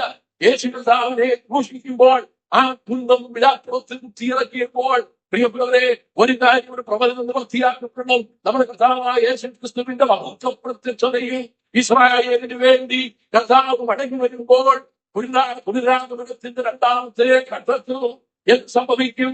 അവർ കുത്തിയവങ്കിലേക്ക് നോക്കും. അവർ തങ്ങളുടെ മശികയെ ഘോഷിച്ചു എന്നുള്ളത് അവർ വ്യക്തമായി മനസ്സിലാക്കും. കുലമായി അവർ വിലപിക്കും, ഗോത്രമായി അവർ വിലപിക്കും. ഞങ്ങൾ അറിയാവുന്ന ദേശത്തിന്റെ കർത്താവിനെ ഘോഷിച്ചു പോയല്ലോ, ഞങ്ങളുടെ രക്ഷിതാവായി വന്ന, ഞങ്ങളുടെ ആത്മഭർത്താവായി വന്ന, ഞങ്ങളുടെ മണവാളനായി വന്ന ആ രക്ഷിതാവിനെ മശിയെ ഞങ്ങൾ ഘോഷിച്ചുവല്ലോ എന്ന് പറഞ്ഞ് അവർ വിലപിക്കുന്ന ഒരു കാലഘട്ടത്തിലേക്ക് കാര്യങ്ങൾ വരുന്നു. ഏത് കണ്ണും അവനെ കുത്തി തുളച്ചു വരും. അവനെ രഹസ്യമായിട്ടുള്ള വരവാണ്, പക്ഷേ പരസ്യമായിട്ടായിരിക്കും മഹത്വം പ്രത്യക്ഷത സംഭവിക്കും. മാത്രമല്ല, നമ്മൾ മറ്റൊരു കാര്യം, നമ്മൾ കഴിഞ്ഞ ദിവസങ്ങളിൽ ചില അടയാളങ്ങളുടെ ലക്ഷണങ്ങളൊക്കെ കർത്താവിന്റെ പുനരാഗമനത്തെ ചിന്തിക്കുകയുണ്ടായി. എന്നാൽ ഉൾപ്രാവണത്തോടുള്ള ബന്ധത്തിൽ പ്രത്യേകിച്ച് അടയാളങ്ങൾ ഒന്നും എഴുതിയിരുന്നില്ല, പറഞ്ഞിട്ടില്ല. ഇനി അങ്ങനെ പറഞ്ഞിട്ടുണ്ട് എന്ന് പറയുന്നവർക്ക് ഒരടയാളം കഴിഞ്ഞ ദിവസം ലാസ്റ്റ് ഉറപ്പിച്ചു. അതിന് ഉൾപ്രാവണത്തോടും ബന്ധത്തിൽ വളരെ വ്യക്തമായി പറഞ്ഞിരിക്കുന്ന ഒരു കാര്യമാണ്, അവരുടെ വംശം ലോകത്തിന്റെ നിലപ്പിന് ഹേതുവാണെങ്കിൽ അവരുടെ അംഗീകരണം മരിച്ചവരുടെ ഉയർപ്പങ്ങൾക്കാതെ എന്നാലും. പ്രിയപ്പെട്ടവരെ, നമ്മുടെ കർത്താവായ യേശുക്രിസ്തുവിന്റെ യേശുക്രിസ്തുവിനെ യഹൂദജാതി തള്ളിക്കളഞ്ഞപ്പോൾ ആ ലോകത്തിന്റെ നാനാഭാഗങ്ങളിലേക്ക് യഹൂദജാതി ചിതറപ്പെട്ടു പോയി. യഹൂദജാതിക്ക് വംശം സംഭവിച്ചു, അവർ ചിതറപ്പെട്ടു പോയി. അതുകൊണ്ട് സംഭവിച്ചു, അവരുടെ വംശം ലോകത്തിന്റെ നിരപ്പിന് ഹേതുവായി എങ്കിൽ അവരുടെ അംഗീകരണം മരിച്ചവരുടെ ഉയർപ്പല്ലാതെ എന്താകും? അപ്പോസ്തലനായ പൗലോസ് ഒരു താർക്കികനെ പോലെ ചോദിക്കുകയാണ്, ഈ യേശു കർത്താവ് മടങ്ങി വരുമ്പോഴെന്ന് സംഭവിക്കും? തന്റെ കർത്താവിന്റെ കാഹളം ധ്വനിക്കും, മരിച്ചവർ അക്ഷയരായി ഉയർത്തെഴുന്നേൽക്കും. അങ്ങനെയെങ്കിൽ അവരുടെ അംഗീകരണം, അതായത് ഇസ്രായേലിന്റെ ദൈവം 1948 മെയ് മാസം 15-ാം തീയതി അവരെ ഒരു രാഷ്ട്രമായി പ്രഖ്യാപിക്കപ്പെട്ടു. അങ്ങനെ 1948 ഇസ്രായേലിന്റെ ദൈവം ഒരളവിൽ രാഷ്ട്രീയമായി അംഗീകരിച്ചു എന്ന് നമുക്ക് പറയാം. ആത്മീയമായി അവർ അംഗീകരിക്കപ്പെട്ടിട്ടില്ല, രാഷ്ട്രീയമായി അംഗീകരിക്കപ്പെട്ടിരിക്കുന്നു. ആ അംഗീകരണത്തോടു കൂടെ നമുക്ക് ഒരു കാര്യം ഉറപ്പിക്കുവാൻ കഴിയും, നമ്മുടെ കർത്താവ് വരും. കർത്താവിന്റെ കാഹളം മുഴങ്ങുമ്പോൾ മരിച്ചവരക്ഷരായി ഉയർത്തെഴുന്നേൽക്കും. ആ ഉത്ഥാനം സംഭവിക്കും, ഉൾപ്രാവണം സംഭവിക്കും. അത് നമുക്ക് വ്യക്തമായി മനസ്സിലാക്കുവാനായിട്ട് സാധിക്കും. ഉൾപ്രാവണം എന്ന് പറയുന്നത് രഹസ്യമായിട്ടാണ് സംഭവിക്കുന്നത്, എന്നാൽ മഹത്വ പ്രത്യക്ഷത പരസ്യമായിരിക്കും. ഉൾപ്രാവണത്തിന് പ്രത്യേകമായ അടയാളങ്ങളൊന്നുമില്ല. മത്തായി സുവിശേഷം 24-ാം അധ്യായത്തിലും മർക്കോസ് 13-ലും ലൂക്കോസ് 21-ലും പറഞ്ഞിരിക്കുന്ന കാര്യങ്ങൾ മഹത്വ പ്രത്യക്ഷതയോടുള്ള ബന്ധത്തിൽ പറഞ്ഞിരിക്കുന്ന അടയാളങ്ങളാണ് എന്നുള്ളത് നാം മനസ്സിലാക്കിയിരിക്കണം. അത് നമ്മൾ ഉൾപ്രാവണത്തിന്റെ അടയാളമായി പഠിച്ചാൽ നമ്മൾ അർത്ഥത്തിൽ ചെന്ന് ചാടും. എന്നാൽ മഹത്വ പ്രത്യക്ഷതയോടുള്ള ബന്ധം സംഭവിക്കുന്ന അടയാളങ്ങളായി ആ കാര്യങ്ങൾ നമുക്ക് മനസ്സിലാക്കാൻ കഴിയും. എന്നാൽ അത്യുന്നതമായ വിക്ഷണം സമർപ്പിക്കുമ്പോൾ വേദനടുത്തോട് നിങ്ങൾ വിചാരിക്കുന്നത് പോലെ ഇതാ കർത്താവായ യേശുക്രിസ്തു തന്റെ വിശുദ്ധന്മാരെ ചേർക്കുവാൻ മടങ്ങി വരുന്നു എന്നുള്ളതിന്റെ ഒരു ലക്ഷണമാണ്. 1948 യഹൂദനെ ഒരു രാഷ്ട്രമായി സ്വീകരിക്കുകയും അതേ തുടർന്ന് യഹൂദന്റെ ഉന്നമനം, യഹൂദന്റെ വളർച്ച അഭൂതപൂർവമായ വളർച്ച. ഞാൻ കഴിഞ്ഞ ദിവസം ഓർപ്പിക്കുകയുണ്ടായി, ഇന്ന് ലോകത്തിലെ യഹൂദനെ പോലെ മറ്റൊരു രാജ്യത്തുണ്ട്. യഹൂദൻ ലോകത്തിന് സംഭാവന ചെയ്തിട്ടുള്ളത് പോലെ ശാസ്ത്രീയ നേട്ടങ്ങൾ മറ്റൊരു ജനാവിഭാഗവും നൽകിയിട്ടുണ്ട്. പ്രിയപ്പെട്ടവരെ, യഹൂദനെ ലോകത്തിന്റെ മധ്യഭാഗത്ത് നിർത്തിയിരിക്കുന്നത് പക്ഷി ചുറ്റി പറന്ന് കാക്കുന്നത് പോലെ യഹൂദനെ ദൈവം ചെയ്തിരിക്കുക, പരിപാലിച്ചുകൊണ്ടിരിക്കുക. യഹൂദന്റെ ഭാഗത്ത് ഇതെല്ലാം ശരിയായി കൊണ്ടല്ല. യഹൂദന്റെ ജീവിതം ശരിയായതുകൊണ്ടല്ല, യഹൂദന്റെ പ്രവർത്തികൾ ശരിയായതുകൊണ്ടല്ല. ഒത്തിരി നിരീക്ഷണവാദികൾ യഹൂദന്മാരുടെ കൂട്ടത്തിലുണ്ട്, ഒത്തിരി അനാത്മീയ പ്രവണതകൾ യഹൂദന്റെ കൂട്ടത്തിലുണ്ട്. എന്നാൽ അതൊന്നും ശരിയായതുകൊണ്ടല്ല ദൈവം അവരെ പരിപാലിച്ചു കൊണ്ടിരിക്കുന്നത്. പിന്നെയോ അബ്രഹാമിന്റെ കുലത്തിൽ, ദാവീദിന്റെ കുലത്തിൽ ജനിച്ച കർത്താവായ യേശു ക്രിസ്തു ജനിച്ച ഗോത്രം എന്നുള്ള നിലയിൽ യഹൂദ ഗോത്രത്തിലെ സിംഹമായി ദാവീദിന്റെ നേരുമായ നമ്മുടെ കർത്താവ് മടങ്ങി വരേണ്ടത് എവിടേക്കാണ്? യഹൂദന്റെ സമീപത്തേക്ക് തന്നെയാണ് മടങ്ങി വരേണ്ടത്. യേശു ക്രിസ്തു എവിടെ നിന്ന് ആരോഹണം ചെയ്തുവോ അതേ സ്ഥാനത്ത് അവരോഹണം ചെയ്യും. മഹത്വപ്രത്യക്ഷതയിൽ നമ്മുടെ കർത്താവിന്റെ കാൽ ഒരു മലയിൽ ചവിട്ടും എന്നുള്ളത് തിരുവഴുത്തിന്റെ വ്യക്തമായ വെളിപ്പാടിൽ, തിരുവഴുത്തിന്റെ വ്യക്തമായ ഒരു അറിവാണ് നമുക്ക് മനസ്സിലാക്കാൻ കഴിയും. മഹത്വപ്രത്യക്ഷതയിലാണ് യേശു ക്രിസ്തുവിന്റെ പുനരാഗമനത്തിന്റെ ആദ്യഘട്ടമായ പ്രാവണം രഹസ്യമായിരിക്കും. അത് ഭൂമിയിലേക്കായിരിക്കില്ല, അതിന് എവിടെയായിരിക്കും? മധ്യാകാശത്തിലായിരിക്കും എന്ന് നാം വിശ്വസിക്കുന്നു, കരുതുന്നു. എന്തുകൊണ്ടായി ഈ മധ്യാകാശത്തിൽ എന്ന് പറയുന്നത്? മധ്യാകാശം എന്നുള്ള വാക്കുകൾ എവിടെ ഇല്ല, ഇല്ല.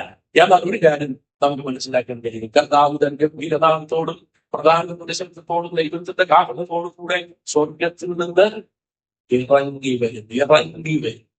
അതെ, ഇറങ്ങി ഇവിടെ നിന്ന് കൂട്ടുകയും കയറി. ഈ ഇറങ്ങി വരുന്ന കർത്താവ് തേജസ്കരിക്കപ്പെട്ട കർത്താവാണ്. ഇവിടുന്ന് കയറി പോകുന്ന വിശുദ്ധന്മാര് തേജസ്കരിക്കപ്പെട്ടവരാ. അങ്ങനെയാണെങ്കിൽ ഇറങ്ങി വരുന്ന ആ വ്യക്തിയുടെ വേഗതയും ഇവിടുന്ന് കയറി പോകുന്ന വ്യക്തികളുടെ അല്ലെങ്കിൽ സഭയുടെ വേഗതയും എങ്ങനെയായിരിക്കും? ഒരുപോലെ. അപ്പോൾ യേശു കർത്താവ് ഇറങ്ങി വരും.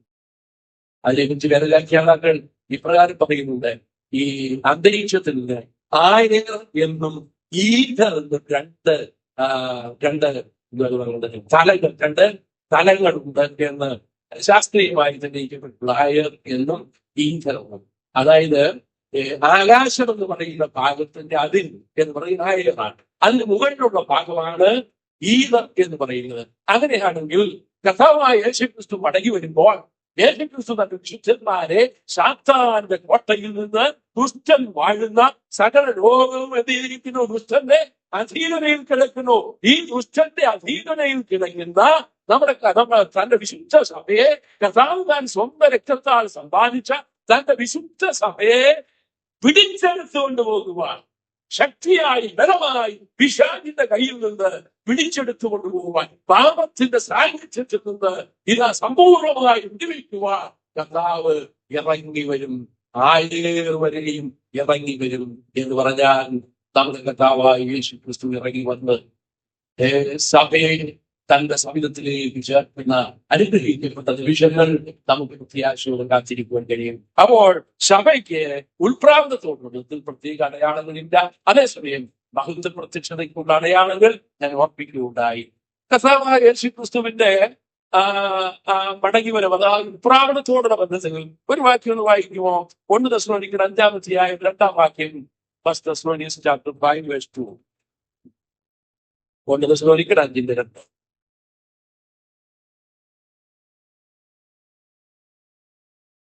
കള്ളൻ രാത്രിയിൽ വരുമ്പോലെ കർത്താവിന്റെ നാൾ വരുന്നുവെന്ന് നിങ്ങൾ തന്നെ നന്നായി അറിയുന്നു. അടുത്തത് അവർ സമാധാനമെന്നും നിർഭയമെന്നും പറയുമ്പോൾ ഗർഭിണിക്ക് പ്രസവ വേദന വരുന്നത് പോലെ അവർക്ക് പെട്ടെന്ന് നാശം വന്ന് ഭവിക്കും എന്ന് പറഞ്ഞാൽ മതിയോ? ഇവിടെ കള്ളൻ വരുന്നത് പോലെ നമ്മുടെ കർത്താവ് വരുന്നു. അപ്പോൾ ഈ ഭൂമിയിലെ അവസ്ഥ എന്തായിരിക്കും? സമാധാനം സമാധാനം സമാധാനം എന്ന് പറയുന്ന ഒരു സ്ഥിതിവിശേഷമായിരിക്കും. എന്ന് പറഞ്ഞാൽ എല്ലാവരും സമാധാനം കാക്ഷിക്കുന്നവരാണ്. അതേസമയം ഭരണകർത്താക്കന്മാര്, അതുപോലെ രാഷ്ട്രീയ മേലധ്യക്ഷന്മാര്, മതമേലധ്യക്ഷന്മാര്, ഇവരെല്ലാം ജനത്തിന് വാഗ്ദാനം ചെയ്യുന്നത് എന്താണ്? സമാധാനമാണ്. എന്നാൽ സമാധാനം സമാധാനം എന്ന് പറഞ്ഞുകൊണ്ടിരിക്കുമ്പോൾ തന്നെ പെട്ടെന്ന് ഗർഭിണിക്ക് പ്രസവവേദന വരുന്ന പോലെ നാശം വന്ന് ഭവിക്കും. നമ്മുടെ കർത്താവിന്റെ പുനരാഗമനം എന്ന് പറയുന്നത് ഉൾപ്രാവണത്തോടുള്ള ബന്ധത്തിൽ അത് സമാധാനപരമായിരിക്കുമെന്നാണ്. മഹത്വ പ്രത്യക്ഷത എന്തായിരിക്കില്ല? സമാധാനപരം ആയിരിക്കില്ല. ബഹുത്വ പ്രത്യക്ഷതയിൽ നമ്മുടെ കർത്താവ് തന്റെ വായിലെ ശ്വാസത്താൽ ആരെ ഒതുക്കി കളയുമെന്നാണ്. 2 തെസ്സലോനിക്കർ 2-ാം അധ്യായത്തിൽ നമ്മൾ വായിക്കുന്നുണ്ടല്ലോ, അധർമ്മമൂർത്തിയുടെ പ്രത്യക്ഷത. നമുക്ക് ആ ഭാഗം ഒന്ന് വായിക്കാം. അധർമ്മമൂർത്തിയുടെ പ്രത്യക്ഷത 2 തെസ്സലോനിക്കർ 2-ാം അധ്യായം.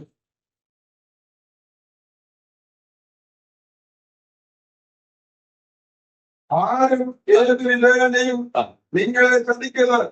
ആദ്യമേ വിശ്വാസത്യാഗം സംഭവിക്കുകയും നാശയോഗ്യനും അധർമ്മം മുക്തിയുമായവൻ വെളിപ്പെടുകയും വേണം.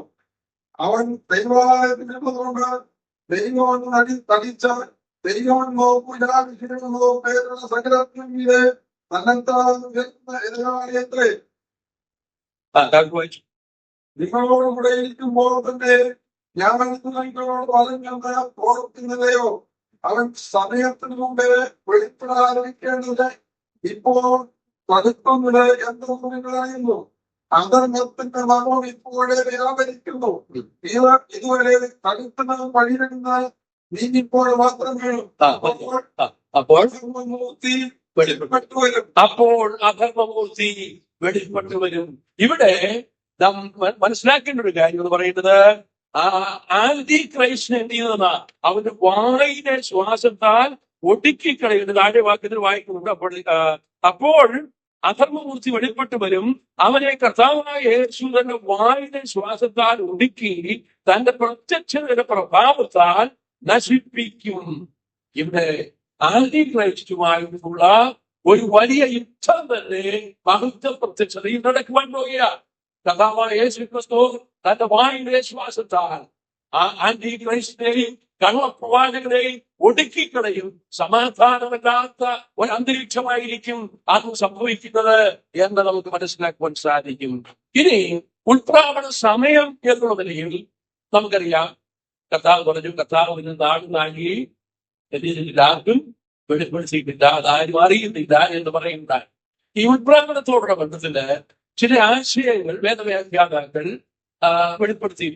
അത് ഒന്ന് ഈ പറയുന്നത്, ഈ മഹോപദ്രവം എന്ന് പറയുന്ന ആ സംഭവം അഥവാ 70-ാം ആഴ്ചവട്ടത്തിൽ ആന്റി ക്രൈസ്റ്റിന്റെ 7 വർഷത്തെ വാഴ്ചയ്ക്ക് മുമ്പായിട്ട് സഭ എടുത്തു കൊടുക്കും. റാപ്ചർ ഉണ്ടാകും. അതായത് പ്രീ ട്രിബുലേഷൻ തിയറി എന്നാണ് അറിയപ്പെടുന്നത്. സഭ മഹോപദ്രവത്തിന് മുമ്പായിട്ട് എടുക്കും. മഹോപദ്രവത്തിന്റെ മധ്യത്തിൽ എടുക്കപ്പെടുന്ന ഒരു വിഭാഗം ആളുകൾ പറയുന്നത് അതിന് മിഡ് ട്രിബുലേഷൻ തിയറി എന്നാണ് പറയുന്നത്. എന്നാൽ പോസ്റ്റ് ട്രിബുലേഷൻ തിയറി എന്ന് പറയുന്ന ഒരാശയം വിശ്വസിക്കുന്നവരുണ്ട്. മഹോപദ്രവത്തിന് ശേഷമേ എന്ത് ചെയ്യുന്നുള്ളൂ, കർത്താവ് വരികയുള്ളത്, ഉൾപ്രാപം സംഭവിക്കുകയുള്ളൂ എന്ന് പഠിപ്പിക്കുന്നവരുണ്ട്. നമ്മൾ ഇതിൽ ഏതാണ് വിശ്വസിക്കുന്നത്? മഹോപദ്രവത്തിന് മുമ്പ് വരുമെന്നുള്ളതാണോ, അതോ മഹോപദ്രവം മധ്യത്തിൽ വരുമെന്നാണോ, അതോ മഹോപദ്രവത്തിന് ശേഷം വരും എന്നതാണ്? ഞാൻ ഇന്ന് ചോദിക്കുമ്പോൾ നിങ്ങളിൽ പല ആശയങ്ങൾ ഉണ്ടായിരിക്കാം. എന്നാൽ ഒരു നല്ല ശതമാനം ആളുകളും വിശ്വാസികൾ, ദൈവമക്കൾ വിശ്വസിക്കുന്നത് മഹോപദ്രവത്തിന് മുമ്പ് ആയിരുന്നു. നമ്മുടെ കർത്താവ് ഉൾപ്രാപ്തി സംഭവിക്കും. മുമ്പ് മഹോപദ്രവം മധ്യത്തിലല്ല, മഹോപദ്രവത്തിന് ശേഷവുമല്ല. മഹോപദ്രവം സംഭവിക്കുന്നതിന് മുമ്പ് തന്നെ ദൈവം തന്റെ സഭയെ തന്റെ സവിധത്തിലേക്ക് ചേർത്തുകൊള്ളും. സഭ മഹോപദ്രവത്തിലൂടെ കടക്കും എന്ന ഒരാശയം ഒരു കാലഘട്ടത്തിൽ നമ്മുടെ ഇടയിൽ വളരെ ശക്തമായി. ഇപ്പോഴും ചില ആളുകൾ അത് അംഗീകരിക്കുന്നുണ്ട്, അത് പ്രചരിപ്പിക്കുന്നു. എന്നാൽ സഭ മഹോപദ്രവത്തിലൂടെ കടക്കില്ല എന്ന് നാം വിശ്വസിക്കുന്നു. അത് ഒന്നുകൂടെ ഉറപ്പിക്കാൻ വേണ്ടി ഞാൻ ഒരു 6-7 പോയിന്റ്സ് പറയാനായിട്ട് ആഗ്രഹിക്കുന്നുണ്ട്. അത് നമ്മുടെ മനസ്സിൽ തങ്ങിയിരുന്നാൽ മതി. അത് നമ്മുടെ തിരുവഴുത്തിന്റെ വെളിച്ചത്തിലാണ് ഈ കാര്യങ്ങൾ ഞാൻ പറയുന്നത്. സഭ മഹോപദ്രവത്തിലൂടെ കടന്നു പോവുകയില്ല. മഹോപദ്രവത്തിലൂടെ കടന്നു പോകുമെന്ന് പഠിപ്പിക്കുന്നവർ അങ്ങനെ പോകട്ടെ, അതല്ലാതെ നമുക്ക് അപ്പുറത്തൊന്നും പറയാനില്ല. എന്നാൽ ഞാൻ ഈ പറയുന്ന തെളിവുകൾ വെച്ച് നാം പരിശോധിച്ച് നോക്കിയാൽ ദൈവസഭയെ ദൈവം എത്ര സുരക്ഷിതമായിട്ടാണ് ഈ ഭൂമിയിൽ ദൈവത്തിന്റെ നിക്ഷേപമായി കരുതിക്കൊള്ളുന്നത് ഇത് ദൈവത്തിന്റെ നിക്ഷേപം എന്നുള്ളതെയും ദൈവത്തിന്റെ സഭയിൽ ഒരു പോറൽ പോലും സംഭവിക്കാൻ ആര് സമ്മതിക്കില്ല? കർത്താവ് സമ്മതിക്കില്ല. അങ്ങനെയാണെങ്കിൽ കർത്താവിന്റെ വിശ്വസ്തതയാണ് നമ്മൾ മനസ്സിലാക്കേണ്ടത്. ഇനി ഞാൻ ചില ആശയങ്ങൾ, സഭ മഹോപദ്രവത്തിലൂടെ കടന്നു പോകുകയില്ല. മഹോപദ്രവം വരുന്നതിന് മുമ്പായി ആന്റി ക്രൈസ്റ്റിന്റെ 70-ാം വാഴ്ചവട്ടത്തെ 7 വർഷത്തെ വാഴ്ചയ്ക്ക് മുമ്പായി സഭയെ തന്റെ സമുദ്രത്തിലേക്ക് ചേർക്കുമെന്നുള്ളതിന്റെ ഉറപ്പായ ചില തെളിവുകൾ ഞാൻ ഇപ്പോൾ ഓർപ്പിക്കുവാനായിട്ട് ആഗ്രഹിക്കുകയാണ്. നമുക്ക് നോക്കാം. മുൻകാല ചരിത്രം നാം ഒന്ന് പരിശോധിച്ചു. മുൻകാല ചരിത്രം. ദൈവം ഈ ഭൂമിയെ നശിപ്പിച്ചു. ആദ്യം ഈ ഭൂമിയെ നശിപ്പിക്കുന്നതായും തിരുവഴുത്തിൽ നിന്ന് വ്യക്തമായി രേഖപ്പെടുത്തിയിരിക്കുന്ന ആരുടെ കാലത്ത് നമുക്കറിയാം? നോഹയുടെ കാലത്ത്. നോഹയുടെ കാലത്ത് ദൈവം ഭൂമിയെ ജലപ്രളയത്താൽ നശിപ്പിച്ചു. എന്നാൽ ഭൂമിയെ ജലപ്രളയത്താൽ നശിപ്പിക്കുമ്പോൾ കൃപ ലഭിച്ച നോഹയും കൃപ ലഭിച്ച നോഹയും അല്പജനം എന്ന് വെച്ചാൽ എന്തുകൊണ്ട് അവർക്ക് വേണ്ടി ദൈവം നിനക്കും നിന്റെ കുടുംബത്തിനും കൃപ ലഭിച്ച നോഹയ്ക്കും കുടുംബത്തിനും വേണ്ടി ആ മഹാജലപ്രളയത്തിൽ ഭൂതലത്തിലുണ്ടായിരുന്ന സകല ജീവജാലങ്ങളും ആ പെട്ടകത്തിൽ കയറിയവരെ ഒഴിച്ച് സകലരും വെള്ളത്തിൽ മുങ്ങി നശിച്ചപ്പോൾ കൃപ ലഭിച്ച നോഹയും കുടുംബവും അല്പജനം എന്ന് വെച്ചാൽ 8 പേർ എന്ത് ചെയ്തു? വെള്ളത്തിൽ കൂടി കടന്ന് രക്ഷ പ്രാപിച്ചു. അവരെ ഈ വെള്ളം എത്തിയതില്ല, അല്പം പോലും രക്ഷയില്ല. മഹാപീഡനം നടക്കുമ്പോൾ ആ മഹാപീഡനത്തിന് മുമ്പ് ദൈവം തന്റെ സഭയെ, തന്റെ വിശുദ്ധ സഭയെ, തന്റെ മഹവാക്യ സഭയെ ഒരു പോറം പോലും കൂടാതെ തന്റെ സമിതത്തിലേക്ക് ചേർക്കുമെന്നുള്ളതിന്റെ ഉറപ്പായിട്ട് നമുക്ക് ഈ സംഭവത്തെ എടുത്ത് ചിന്തിക്കുവാനായിട്ട് സാധിക്കും. മാത്രമല്ല നമുക്ക് അതിനുശേഷം ലോത്തിന്റെ കാലം വന്നപ്പോൾ അവിടെ ലോത്തിന്റെ കാലത്ത് സോദോമിലെ ദൈവം ആകാശത്ത് നിന്ന് ഗന്ധവും തീവിറക്കി നശിപ്പിക്കാൻ പോവുക. ദൈവം ഗന്ധവും തീവിറക്കി നശിപ്പിക്കുന്നതിന് മുമ്പ് ലോത്തിനെയും ആ കുടുംബത്തെയും രക്ഷപ്പെടുത്തുവാൻ ദൂതൻ അവരെ ബന്ധപ്പെടുത്തിയാണ് വായിക്കുന്നത്. അവരെ ബന്ധപ്പെടുത്തി സോദോമിലേക്ക് തിരിഞ്ഞു നോക്കുമ്പോൾ അവർക്ക് സ്വതം വിട്ടുപോകുവാൻ ബുദ്ധിമുട്ടുണ്ടായിരുന്നുവെങ്കിലും പ്രിയപ്പെട്ടവരെ, ദൈവത്തിന്റെ വചനം പറയുന്നു, ദൈവത്തിന്റെ ഉദ്ദേശമുണ്ട്. പുറകിലേക്ക് നോക്കരുത്. പക്ഷേ ലോത്തിന്റെ ഭാര്യ പുറകിൽ തിരിഞ്ഞു നോക്കിയിരുന്നു. ലോത്തും 2 പെൺമക്കളും മാത്രമാണ് അവര് സ്വതവും വിട്ടത്. അവർക്ക് രക്ഷപ്രാപിപ്പാൻ കഴിഞ്ഞത്. സ്വതവും ദഹനം അവർക്ക് അവരുടെ പിന്നിൽ സംഭവിക്കുമ്പോൾ ലോത്തും 2 പെൺമക്കളും മാത്രം സ്വതവും ദഹനത്തിൽ നിന്ന് രക്ഷപ്പെട്ടതായി ചരിത്രം പറയുന്നു. പ്രിയപ്പെട്ടവരെ, അങ്ങനെയെങ്കിൽ സോദോം ദഹനത്തിൽ നിന്നും കൃപ ലഭിച്ച അല്ലെങ്കിൽ ലോത്തിനെ നീതിമാനായിട്ടാണ് എബ്രായ ലേഖനകാരൻ പറഞ്ഞിരിക്കുന്നത്. വലഞ്ഞുപോയി എന്നുള്ളത് മറ്റൊരു സത്യമാണ്. വലഞ്ഞുപോയ നീതിമാനായ ലോത്ത് അതിനെ കുറിച്ച് വായിക്കുന്നുണ്ട്. എങ്കിലും ലോത്തിനെ ദൈവം അവിടുന്ന് സംരക്ഷിച്ചതായിട്ട് വായിക്കുന്നുണ്ട്. നിനവെ നശിപ്പിക്കുന്നതിന് മുമ്പ് ദൈവം യോനെ അവിടേക്ക് അയച്ച് മാനസാന്തരത്തിന്റെ സന്ദേശം ആദ്യം യോനെ അങ്ങോട്ട് പോകാൻ മടിച്ചിരുന്നെങ്കിലും നമുക്കറിയാം, യോനയെ വീണ്ടും മത്സ്യത്തിന്റെ വയറ്റിലാക്കി മത്സ്യം അവരെ നിലവിൽ കൊണ്ട് ശബ്ദിച്ച് മാനസാന്തരത്തിന്റെ സന്ദേശം അവരെ അറിയിച്ചു. അവർ മാനസാന്തരപ്പെട്ടതായി നമ്മൾ വായിക്കുന്നു. ഇങ്ങനെ മുൻകാല സംഭവങ്ങൾ നാം പഠിച്ചാൽ ദൈവത്തിന്റെ വലിയ ന്യായവിധി വരുന്നതിന് മുമ്പ് കൃപ ലഭിച്ചവരെ ദൈവം അവിടെ ചെയ്തിട്ടുണ്ട്, മാറ്റിയിട്ടുണ്ട്. ദൈവത്തിന്റെ സ്തോത്രം. നമ്മുടെ കർത്താവ് വരുമ്പോൾ, തന്റെ വിശുദ്ധ സഭയെ ചേർക്കുവാൻ വരുമ്പോൾ, ലോകത്തിൽ വരുവാൻ പോകുന്ന വലിയ ന്യായവിധിയിൽ നിന്ന് ദൈവം തന്റെ ജനത്തെ രക്ഷിച്ചിരിക്കുന്നത് കൊണ്ട് കൃപയാൽ രക്ഷപ്രാപിച്ച വിശുദ്ധന്മാർ കർത്താവിനോടുകൂടെ ചേർക്കപ്പെടുമെന്നതിന് സംശയം വേണ്ട. മഹാപീഡനത്തിന് മുമ്പ് തന്നെ എന്തിയിരിക്കും സഭ കർത്താവിന്റെ സന്നിധിയും ചേർക്കപ്പെട്ടിരിക്കും. പിന്നെയും നാം മുമ്പോട്ട് പോകുമ്പോൾ മറ്റൊരു കാര്യം നമുക്ക് ഓർക്കുവാനായിട്ട് സാധിക്കുന്നത് റോമാലേഖനം 8-ാം അധ്യായം 1-ാം വാക്യമാണ്. റോമർ 8:1 നാം കടന്നു വരുന്നത്. അതുകൊണ്ട് ഇപ്പോൾ ക്രിസ്തുവേശുവിലുള്ളവർക്ക് ഒരു ശിക്ഷാവിധിയിലില്ല. ക്രിസ്തുവേശുവിലുള്ളവർ എല്ലാ ശിക്ഷാവിധിയിൽ നിന്നും വീണ്ടെടുക്കപ്പെട്ടവരാണ്, രക്ഷ പ്രാപിച്ചവരാണ്. നമ്മുടെ ശിക്ഷാവിധിയല്ല ഏറ്റെടുത്ത് നമ്മുടെ കർത്താവിന് പകരമായി ഏറ്റെടുത്തു. അതുകൊണ്ട് ന്യായവിധിയിൽ നിന്ന് അഥവാ നിത്യ നരക ശിക്ഷാവിധിയിൽ നിന്ന് നമ്മെ വീണ്ടെടുത്തു. ദൈവമക്കൾക്ക് ലോകത്തിൽ കഷ്ടമുണ്ടെങ്കിലും മഹാപീഡനം, ലോകത്തിൽ കഷ്ടമുണ്ടെങ്കിലും ധൈര്യപ്പെടുവീൻ, ഞാൻ ലോകത്തെ ജയിച്ചിരിക്കുന്നു. കഷ്ടത ഈ ലോകത്തിൽ നിലനിൽക്കുന്നുണ്ട്. നമുക്കറിയാം, അപ്പോസ്തലന്മാർ എല്ലാവരും കഷ്ടം ക്ഷമിച്ചവരാണ്. ആദ്യം വിശ്വാസികൾ കഷ്ടം ക്ഷമിച്ചവരാണ്. ഇപ്പോഴും വിശ്വാസികൾക്ക് എന്തുണ്ട്? കഷ്ടങ്ങളുണ്ട്, പ്രയാസങ്ങളുണ്ട്, പരിശോധനകളുണ്ട്. എന്നാൽ മഹാപീഡനമാക്കില്ല ദൈവസഭയ്ക്ക് ഇല്ല. ദൈവസഭ മഹാക്രോധ ശിക്ഷയിൽ നിന്ന് വിടുവിക്കപ്പെട്ടവരാണ്. വരുവാനുള്ള കോപത്തിൽ നിന്ന് വിടുവിക്കപ്പെട്ട ദൈവമക്കൾ എന്നുള്ളതാണ് തിരുവഴുത്ത് നമ്മെ ഓർപ്പിക്കുന്നത്. മൂന്നാമത്തെ കാര്യം, ഇത്രയും പറയാനേ സമയമുള്ളൂ, സമയം വേഗത്തിൽ മുമ്പോട്ട് പോവുക. ഞാൻ ഈ കർത്താവായ യേശുക്രിസ്തുവിന്റെ പുനരാഗമന അനന്തര സംഭവങ്ങൾ എന്നുള്ള നിലയിൽ ഒരു പോലും പറഞ്ഞില്ല, പറയാനായിട്ടുള്ള സമയം കിട്ടിയിട്ടില്ല. ഒടുവിൽ പറയുമ്പോൾ അത് പറഞ്ഞ് അങ്ങ് ക്ലാസ് കൺക്ലൂഡ് ചെയ്യുമെന്ന് ആഗ്രഹിക്കുന്നത് ഞാൻ പറയേണ്ടത് ഇവിടെയെങ്കിൽ ആ വിഷയത്തോട് വിശ്വസത പുറത്തായിട്ട് കഴിയുള്ളല്ലോ. അതുകൊണ്ട് ഞാൻ മുമ്പോട്ട് പോകട്ടെ. യുദ്ധത്തിന് മുമ്പ് രണ്ട് കക്ഷികൾ തമ്മിൽ യുദ്ധം നടക്കുകയാണ് ഇരിക്കട്ടെ.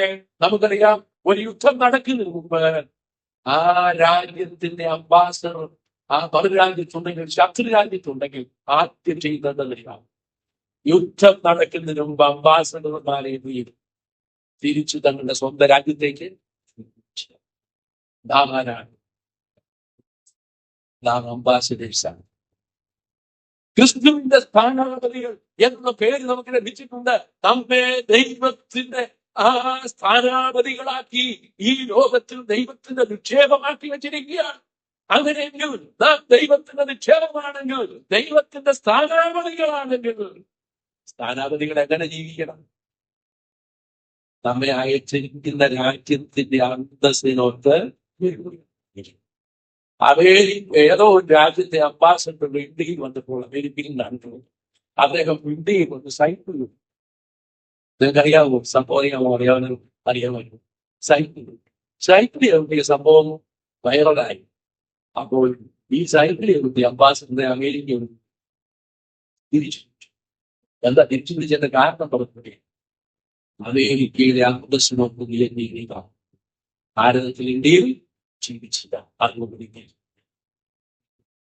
ഒരു വലിയ സത്യം നമ്മൾ വിളിച്ചത് ദൈവത്തിന്റെ അംബാസിഡേഴ്സ്, ക്രിസ്തുവിന്റെ സ്ഥാനാപതികളായിട്ട് നമ്മെ ലോകത്തിലാക്കി വെച്ചിരിക്കാൻ നാം ഈ ലോകത്തിൽ ജീവിക്കുമ്പോൾ ദൈവത്തിന്റെ അന്തസ്സിനൊപ്പം ജീവിക്കുന്നു.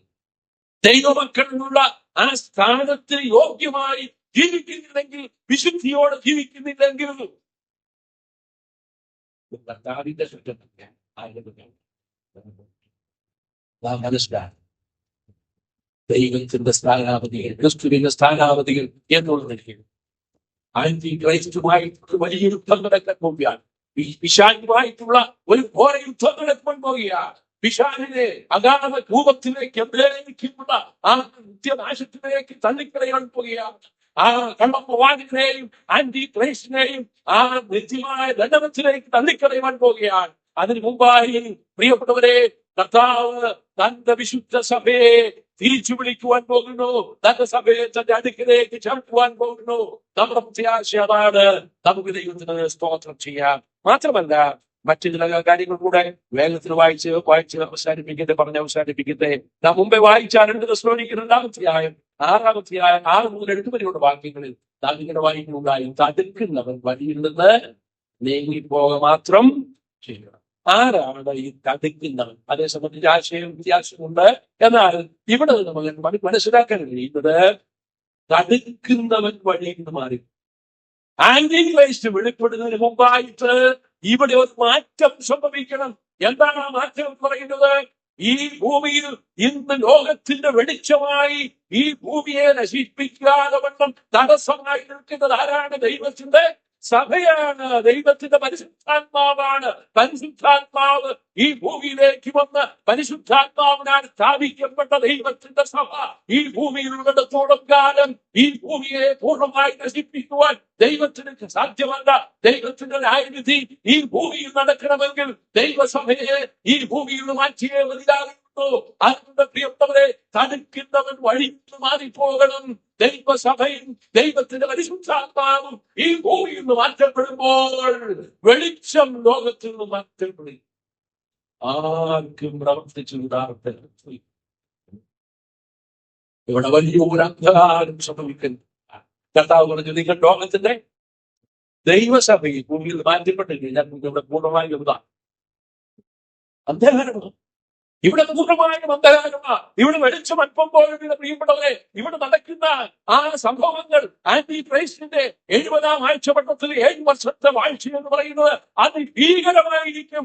ഇസ്രായേലിനോട് ബന്ധത്തിൽ പറയുന്നു, ഇസ്രായേൽ ജനത്തിന് വരുവാനുള്ള മഹാകഷ്ടകാലം, ബഹുവഞ്ചനവും മഹാപീഡനം എന്നൊക്കെ പറയുന്നത് ഈ മഹാകഷ്ടകാലമായ മഹോവചനത്തിൽ അത് ഇസ്രായേലിനോടുള്ള ബന്ധത്തിലാണ് സംഭവിക്കുന്നത്. എന്തുകൊണ്ട് ഇസ്രായേലിനോടുള്ള ബന്ധത്തിൽ മഹാപീഡനം നടക്കണം?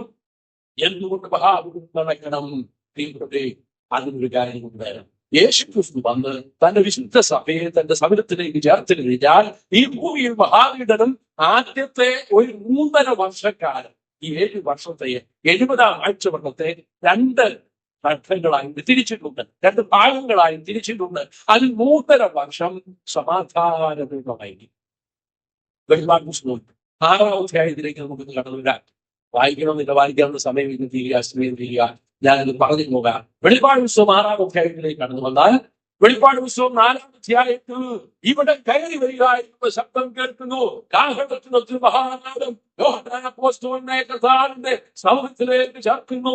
അത് യോഹന്നാൻ അപ്പോസ്തലനെ കുറിച്ച് മാത്രമല്ല, പിന്നെയോ തന്റെ വിശുദ്ധ സഭയെ മൊത്തത്തിൽ കർത്താവിന്റെ സൗഖ്യത്തിലേക്ക് ചേർക്കുവാനുള്ള ദൈവത്തിന്റെ ആഹ്വാനമായിട്ട് ഞാൻ വ്യാഖ്യാതാക്കൾ അഭിപ്രായപ്പെടുന്നു. അതിനുള്ള തെളിവ് ഞാൻ പിന്നീട് പറയാം. പ്രിയപ്പെട്ടവരെ, അങ്ങനെ ആ സംഭവം കഴിഞ്ഞതിന് ശേഷം പിന്നെ ഭൂമിയിലെ രംഗം അവസാനിക്കുക. ഭൂമിയിലെ രംഗം അവസാനിച്ച സ്വർഗീയ രംഗമാണ്.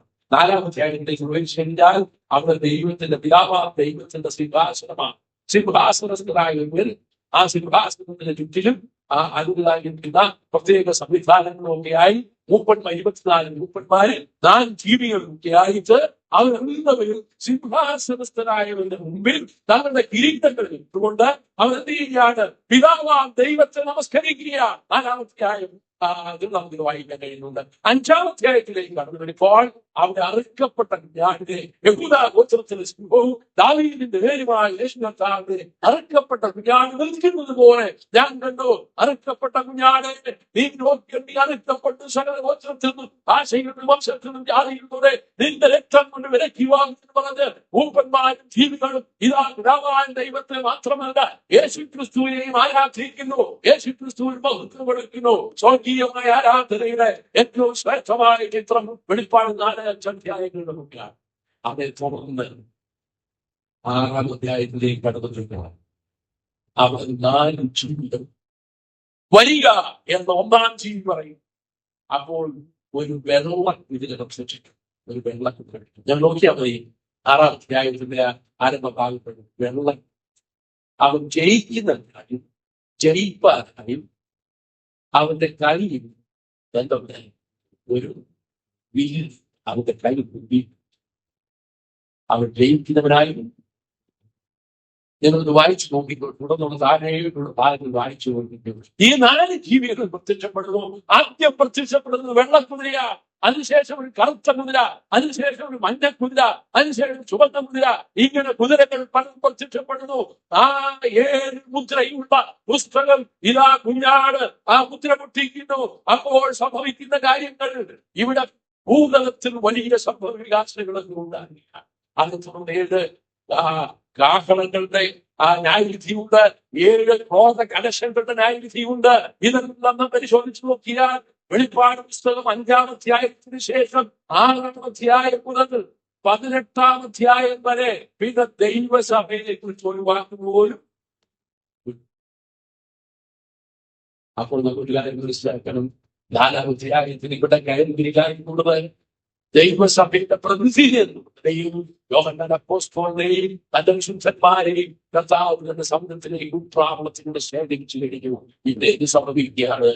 വലിയ ക്രൈസ്തവ ഭരണം ആരംഭിച്ചു. 3.5 വർഷം വെള്ളക്കുതിരത്ത് പ്രത്യക്ഷപ്പെടുമ്പോൾ നാം മനസ്സിലാക്കണം, വെള്ള സമാധാനത്തിന്റെ പ്രതീകമാണ്, വെള്ള വിശുദ്ധിയുടെ പ്രതീകമാണ്. പക്ഷേ ഈ കുതിരയും വെള്ളക്കുതിരയും പ്രത്യക്ഷപ്പെടുന്ന വ്യക്തി ആരല്ല?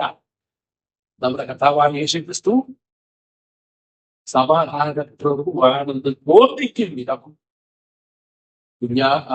വെളിച്ചത്തിന്റെ വേഷത്തിൽ ആര് പ്രവേശിക്കും? ഉപായവും ഉഗ്രഭാവവുമുള്ള ഒരു രാജാവ്. അതാണ് ആന്റി ക്രൈസ്റ്റ്. ആന്റി ക്രൈസ്റ്റ് വെളിപ്പെടുന്നു. ആ വെള്ളത്തിൽ പ്രത്യക്ഷപ്പെടുന്നത് ആന്റി ക്രൈസ്റ്റ്. ഞാൻ കൊണ്ട് വായിച്ചു നോക്കിയാൽ നമുക്ക് മനസ്സിലാക്കേ. അതിനുശേഷം ഓരോ ജീവികൾ വരിക എന്ന് പറയുമ്പോഴും ഓരോ കുതിരകൾ പ്രത്യക്ഷപ്പെടുമ്പോഴും അവിടെ മരണം വ്യാപകമായി കൊണ്ടിരിക്കുകയാണ്. മരണം വ്യാപകമായി കൊണ്ടിരിക്കും. 4 നിലയിലുള്ള മരണങ്ങളെ സംബന്ധിച്ച് ആ ഉദാഹരണത്തിന് ഉണ്ടായിരുന്നു. 4 നിലയിലുള്ള മരണങ്ങൾ. എന്താ 4 നിലയിലുള്ള പറഞ്ഞത്? പറയട്ടെ, മഹായുദ്ധം, ക്ഷാമം. യുദ്ധമുണ്ടെങ്കിൽ അതെന്തുണ്ട്? ക്ഷാമം. യുദ്ധം കൊണ്ട്, ക്ഷാമം കൊണ്ട്, പിന്നെ മഹാവ്യാധികൾ, മഹാമാരി മൂലം, കോവിഡ് മഹാമാരി പോലുള്ള മഹാമാരികൾ, വൈറസ് മുഖാന്തരം വ്യാപിക്കുന്ന മാരകമായ വ്യാധികൾ ഒരു പ്രാവശ്യം കൊണ്ട് അവസാനിച്ചുകൊണ്ട് കരുതെന്താ ഇനി വരാൻ സാധ്യതയുണ്ട്. ആന്റി ക്രൈസ്റ്റിന്റെ കാലത്ത് ഈ മഹാമാരി വ്യാപകമായി തീരും. തീർന്നവരെ, അങ്ങനെ യുദ്ധം കൊണ്ടും ക്ഷാമം കൊണ്ടും മഹാമാരി കൊണ്ടും മാത്രമല്ല 4ാമത് ഒരു വിധത്തിലുള്ള മരണം പറയുന്നുണ്ട്. 4ാമത് ഒരു കാര്യം, കാട്ടുമൃഗങ്ങൾ, വന്യമൃഗങ്ങൾ.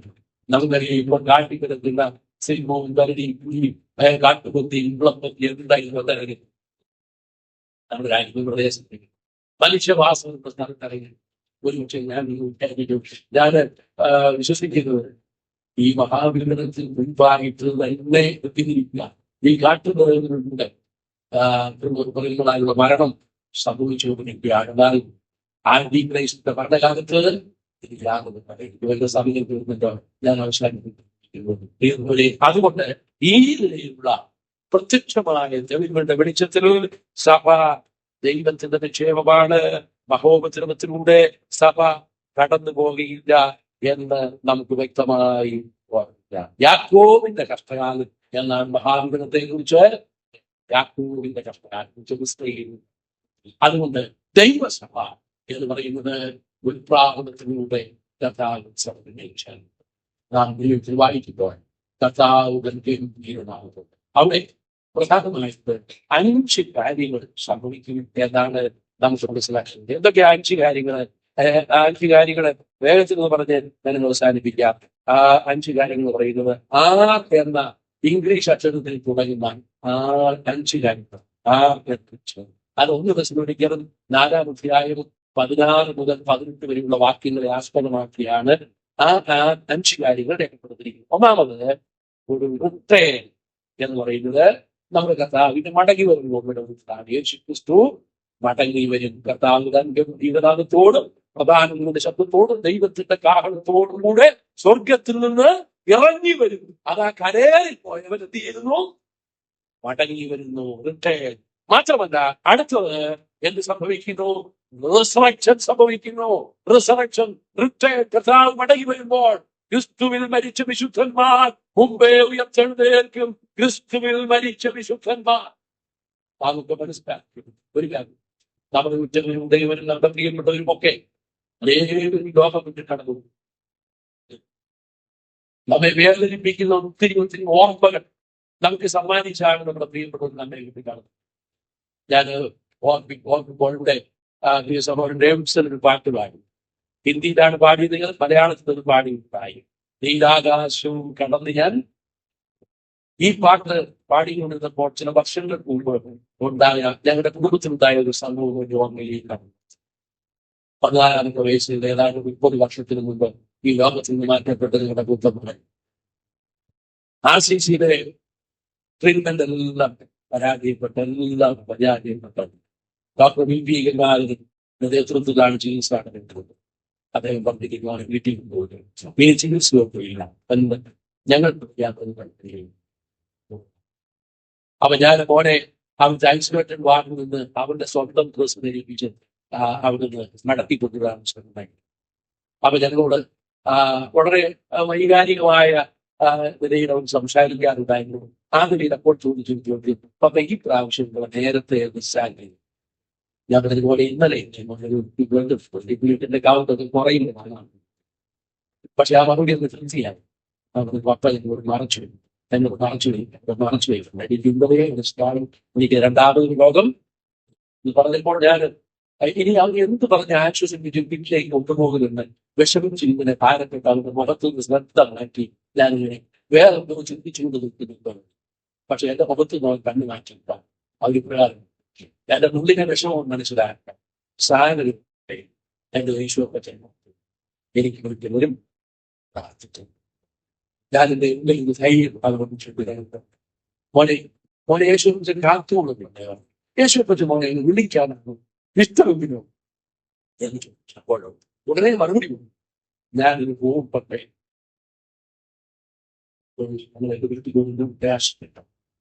അഭ്യാസം. ഈ വാക്യം 30 വർഷത്തിന് മുൻപ് തിരുവനന്തപുരം മാർസിൽ വെച്ച് ഞങ്ങളോട് പറഞ്ഞ വാക്യമാണ് ഞങ്ങളുടെ മനസ്സിന്റെ മാറ്റി. 14 വയസ്സ് മാത്രം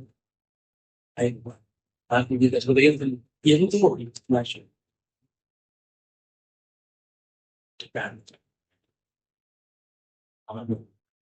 ദൈവമില്ല. രക്ഷിക്കപ്പെട്ടെന്ന് എനിക്കറിയാം. എന്നാൽ അവന്റെ രക്ഷിക്കപ്പെട്ട തീയതി മനസ്സിലാക്കിയത് അവരുപയോഗിച്ചുകൊണ്ടിരുന്ന ബൈബിൾ മറ്റു പുസ്തകങ്ങളൊക്കെ മരണശേഷം എടുത്ത് പരിശോധിച്ചു നോക്കിയപ്പോൾ ബൈബിളിന്റെ ആദ്യ ഭാഗത്ത് അവനെ കൈക്കൊണ്ട് അവന്റെ നാമത്തിൽ വിശ്വസിക്കുന്ന അവർക്ക് ദൈവമക്കളായി അധ്യായങ്ങൾ വാക്യങ്ങൾ വിവരിച്ചിട്ട് അതിന്റെ അടിയിൽ പ്രകാരം 1989 9-ാമത്തെ വർഷം യേശുവിനെ കർത്താവും രക്ഷകനുമായി സ്വീകരിച്ചു. ദൈവ പൈതൽ മരണം അടുക്ക വാങ്ങിപ്പെടുത്തിയിരുന്നു. പ്രത്യാശയുണ്ട്. ഞാൻ യേശു വീട്ടിലേക്ക് പോകുന്നു എന്ന് പറയുവാൻ വീട്ടിലേക്ക് മടങ്ങി വരുമ്പോൾ വീട്ടിലായിരിക്കുന്ന ഒരു 1.5 മാസം മരണത്തിന് മുമ്പുള്ള 1.5 മാസം ചികിത്സയെല്ലാം വരാനും അവർ പാടി സന്തോഷിച്ച പാട്ടാണ് നീലാകാശം കടന്നിരുന്നു. ദൈവത്തിന്റെ അത്യാവശ്യം ഈ ഭൂമിയിൽ ഒരു ആത്മാവ് നമ്മുടെ കർത്താവ് മടങ്ങി വരും. ഉറപ്പായും അത്യാശിക്കുന്നു. കർത്താവ് തന്നെ വ്യക്തികളാണ് തോന്നും. പ്രധാനത്തിന്റെ ശബ്ദത്തിൽ ദൈവത്തിന്റെ കാരണത്തോടുകൂടി സ്വർഗത്തിൽ നിറയ്ക്കുമ്പോൾ ക്രിസ്തുവിൽ മരിച്ചവൻ ജീവോടെ ശിക്ഷിക്കും.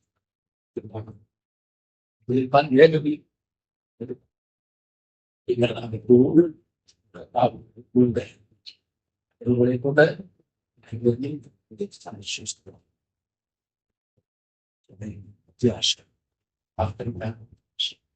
ജീവനുള്ള വ്യത്യാസം ഭാഗ്യമായ വ്യത്യാസം അപേക്ഷം സ്വീകരിക്കുന്നു. അനന്തര സംഭവം കൊടുക്കുന്ന വിഷയം അത് പൂർണ്ണമായിട്ടും മനസ്സിലാക്കാൻ കഴിഞ്ഞു എന്ന് ഞാൻ അവകാശപ്പെടുന്നുണ്ട്. അത് പറയുവാൻ കഴിഞ്ഞു ഞാൻ അവകാശപ്പെടുന്നുണ്ട്. എന്നാൽ ഒരു കാര്യത്തിൽ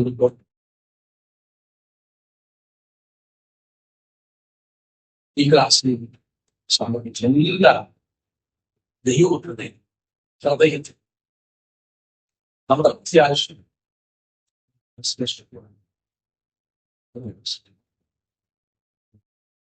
ആ പ്രത്യാശയുടെ ശ്രേഷ്ഠത പ്രത്യാശ ജീവിപ്പാനും വിശുദ്ധിച്ച ഭക്തി ദൈവത്തിനായി ജീവിക്കുവാൻ ദൈവത്തിനാത്മാവ് സഹായിക്കുന്നു. പ്രാർത്ഥിച്ചുകൊണ്ട് ദൈവങ്ങളിൽ ദൈവത്തിന്റെ വചനത്തിലേക്കും ദൈവമായിട്ട് വിളിച്ച് നീതിക്കുവാൻ അവസരം ലഭിച്ചു. ഈ വിഷയങ്ങൾ വിശദമായി സംസാരിക്കാനും പട്ടികൃത്യമായി സംസാരിക്കാനും പ്രാപ്തിയുടെ വ്യക്തിയല്ല ഞാൻ എങ്കിൽ പോലും ഇവിടെ എന്നെ ക്ഷണിച്ചു. ആരെയും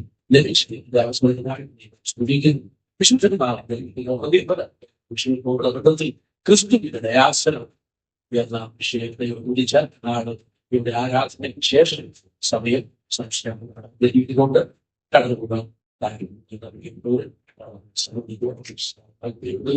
ദൈവത്തിനായി